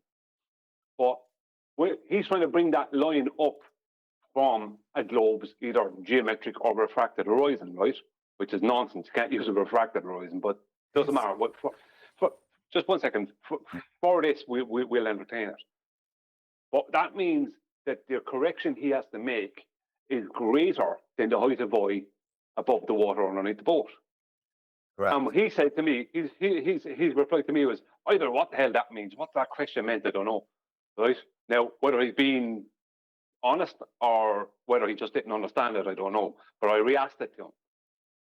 But I asked him another question last night, which was, right, I said, can you show on the day of the Black Swan, before BLMSB 69 went down onto the sand with his camera, when he was standing at the water, we'll give him a 6-foot viewer, right, looking out, right, at the horizon. Where in the almanac can I find, or can you show me, where the distance to that horizon will be? To that a refracted globe's horizon. Where will I find that in the almanac? Because that is what he needs. For their corrections, they need to know the exact distance to the horizon at that exact time. On screen now is what Rufy postulates the dip correction is. So that point of intersection, look, from the high. You're not sharing. You're not sharing. No, it's on with Fight the Fat Girth right now on the actual. Oh, it's changed the picture. Oh, sorry. Yeah. If you look at that, then what they're claiming mathematically is that the dip correction is an adjustment from the 90 degrees from straight up. So your true horizon, your 90-degree line, it's the correction down to the geometry, which is equivalent to the Black Swan maths. It's the point of intersection of eye line that is blocked by the physical Earth. So it's a geometric calculation that they perform, yeah, which has got nothing to do with perspective, but provides an equivalent but not the same shaped line. It's not at the same points, which is why they try and invoke refraction, which kind of ruins it, because the shape at 6/6 is kind of nice and matches the height of I correction. But fundamentally, theirs is geometry. Ours is geometry based on the height of I and then the resolution of a lens across a plane. Theirs is the height of I and the point of intersection that the geometry of the ball prevents viewpoint. Now, that blockage point is a point of reference based on geometry for you to then make an angular adjustment using the horizon to true level of the observer. And that's what they try to reference. It's the geometry they're trying to reference. Now, if we've got refraction, you can't reference it fundamentally. But again, you see, there is no perspective in this. It's pure side perspective geometry that's being calculated to differentiate what the dip is and therefore the adjustment to the horizon level. Well, it's contradictory what they're doing to themselves, because they want to argue for a zenith angle, which is the 90-degree angle. That is the thing about it. They're trying to get rid of the horizontal in the zenith angle. The zenith goes from the horizontal down to the from the vertical down to the horizontal. The elevation goes from the horizontal up to the vertical, but it's the exact same angle, just measured from two different orientations, right? But they're trying to talk. They want to have the zenith angle and talk about the zenith angle and try and remove the horizontal for the zenith angle, because that's what they're at. That's what Charles Flat Earth Math, or just like Globe Earth Math, is at the moment. They're all at it. They're all trying to remove that horizontal, something you can't do, because you have no reference to your angle then. You're not referencing, your angle means nothing then, because you're not referencing it to anything. Your angle must be referenced to, your vertical angle must be referenced to the horizontal. Your horizontal angle must be referenced to the vertical. That's just the way it is, right? But what they're trying to do is remove, just focus on a zenith angle and remove the elevation angle. But then they want to also argue that the elevation angle is not using the surface of the Earth. It's like they're contradicting their own argument, because if it's the zenith angle you're trying to focus on, then why are you even worried about what the elevation angle is doing if you're trying to say it's not necessary to even address that? Do you know what I mean? They're losing badly at every turn, and I mean really badly.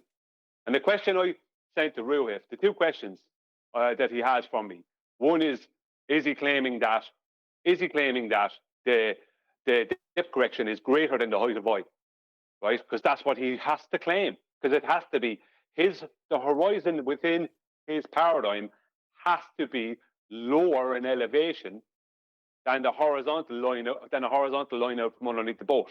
The water at the horizon can't be in a horizontal with the water underneath the boat within his paradigm. It can't.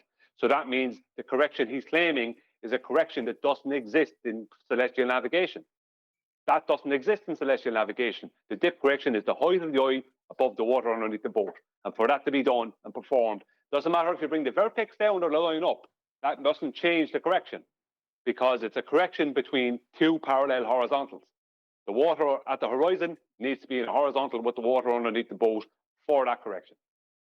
But the second one is the fact that he's trying to claim that there's some kind of a globe correction. Then to know what correction you'd even have to make within that crazy paradigm, you would have to know your distance to the horizon. Now, anyone who's been at sea knows that when you have no land to be seen around you, and that's like you only have to go a couple of miles away from the shore and you start losing all view of land. That when you look around you and all you can see is sea, you have no idea how far away your horizon is.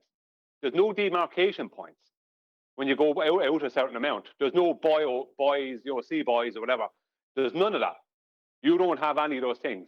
So if you take their refracted horizon claim and you add in the fact that they, based on their eye height, right, they can't use a geometric horizon and then just add 7/6R, because they don't know how much over 6R that horizon would be.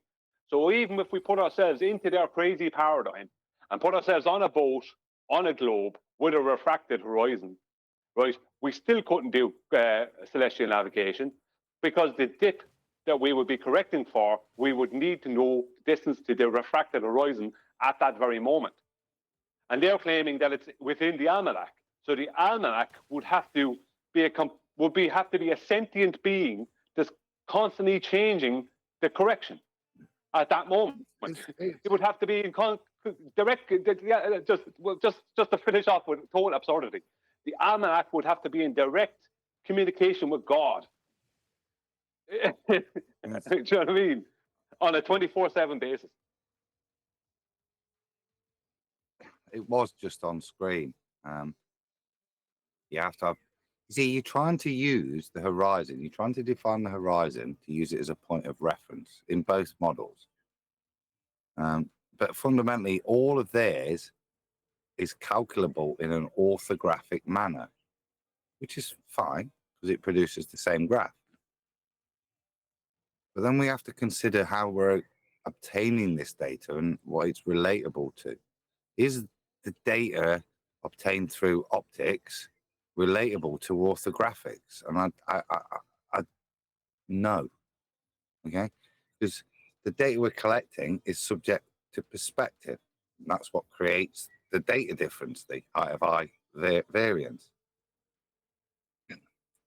The fact of perspective, how that renders out as the height of the eye plays out. And that's what height of eye dip correction is all about. And it assumes a flat plane for perspective to play out on. In their match, they use no perspective. You are not looking at the horizon. It's just what's on screen. That orthographic view. And it's those angular lines that are used to create their match. That being said, they then do exactly what you said, Brian. But that's the important thing, that height of eye, the data is gathered with the knowledge that perspective is the thing that's gathering the data and has to be the point of consideration. They take that data and just make it orthographic. But if you plot perspective lines like what I did, you get the same graph line as you do in a graph shape. Sorry, it's not because they're not the same coordinates. You get the same graph shape as you do if you plot it orthographic with ignoring the fact that you're obtaining it from the observer, not from space, looking at the observer and the point of intersection on the ball. You get similar shaped lines. But it's like what they do with Polaris, right? You're just describing what they do with Polaris. Yeah. We show Polaris from an orthographic view when we show a change in its apparent altitude due to perspective, and they go, no, you can't do that. They just want to straw man us with this right angle triangle that doesn't work, right? Because it's a constant height, holding a constant height. But when we're measuring an angular height, angular is not. Like, once it's not at your 90 degrees, it's a perspective measurement. That's what they keep on wanting to avoid. Because if you're measuring angles, elevation angles, or azimuth angles, you're measuring, if you're talking about celestial navigation or surveying, you're measuring a perspective angle. Or, you're measuring perspective. Because once that star is not at my 90, once it's at 89 degrees, then that's a perspective measurement. It's not directly at my 90 anymore. And I don't know what height it is at my 90 or anything at your 90, if you don't understand what I mean. So you're measuring a perspective after that point. So they want to avoid that, like they did for years, like they've done for years with the whole Polaris thing. But that's why I killed them with the dip, right? Because they have, for Polaris to work, they can't have a refracted horizon within there. Not that they can get an angle with a curved baseline in the first place, but the point is the horizon is refracted.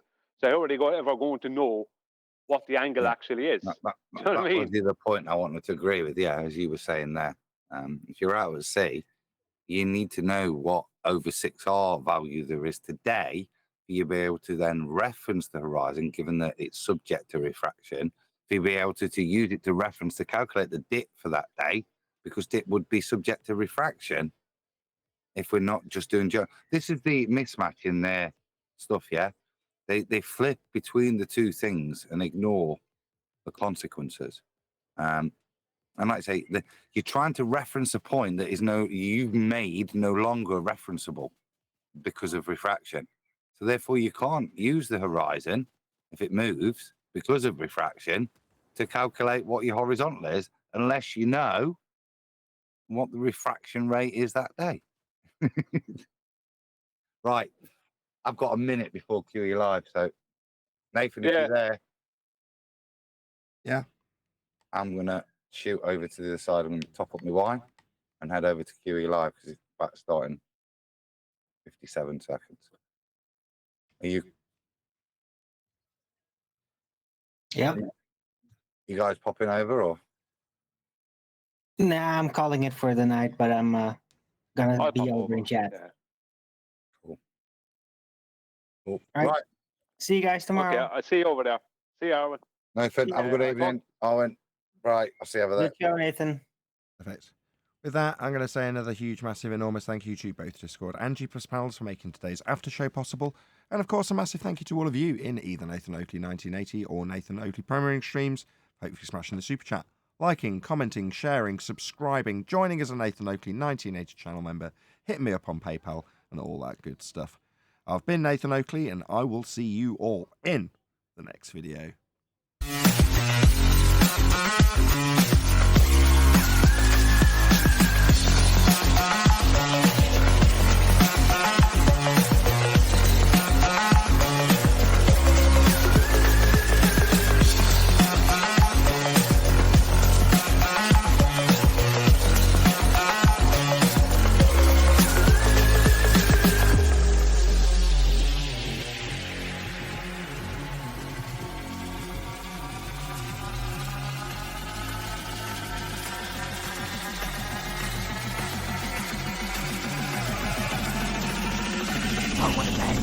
What a lovely day!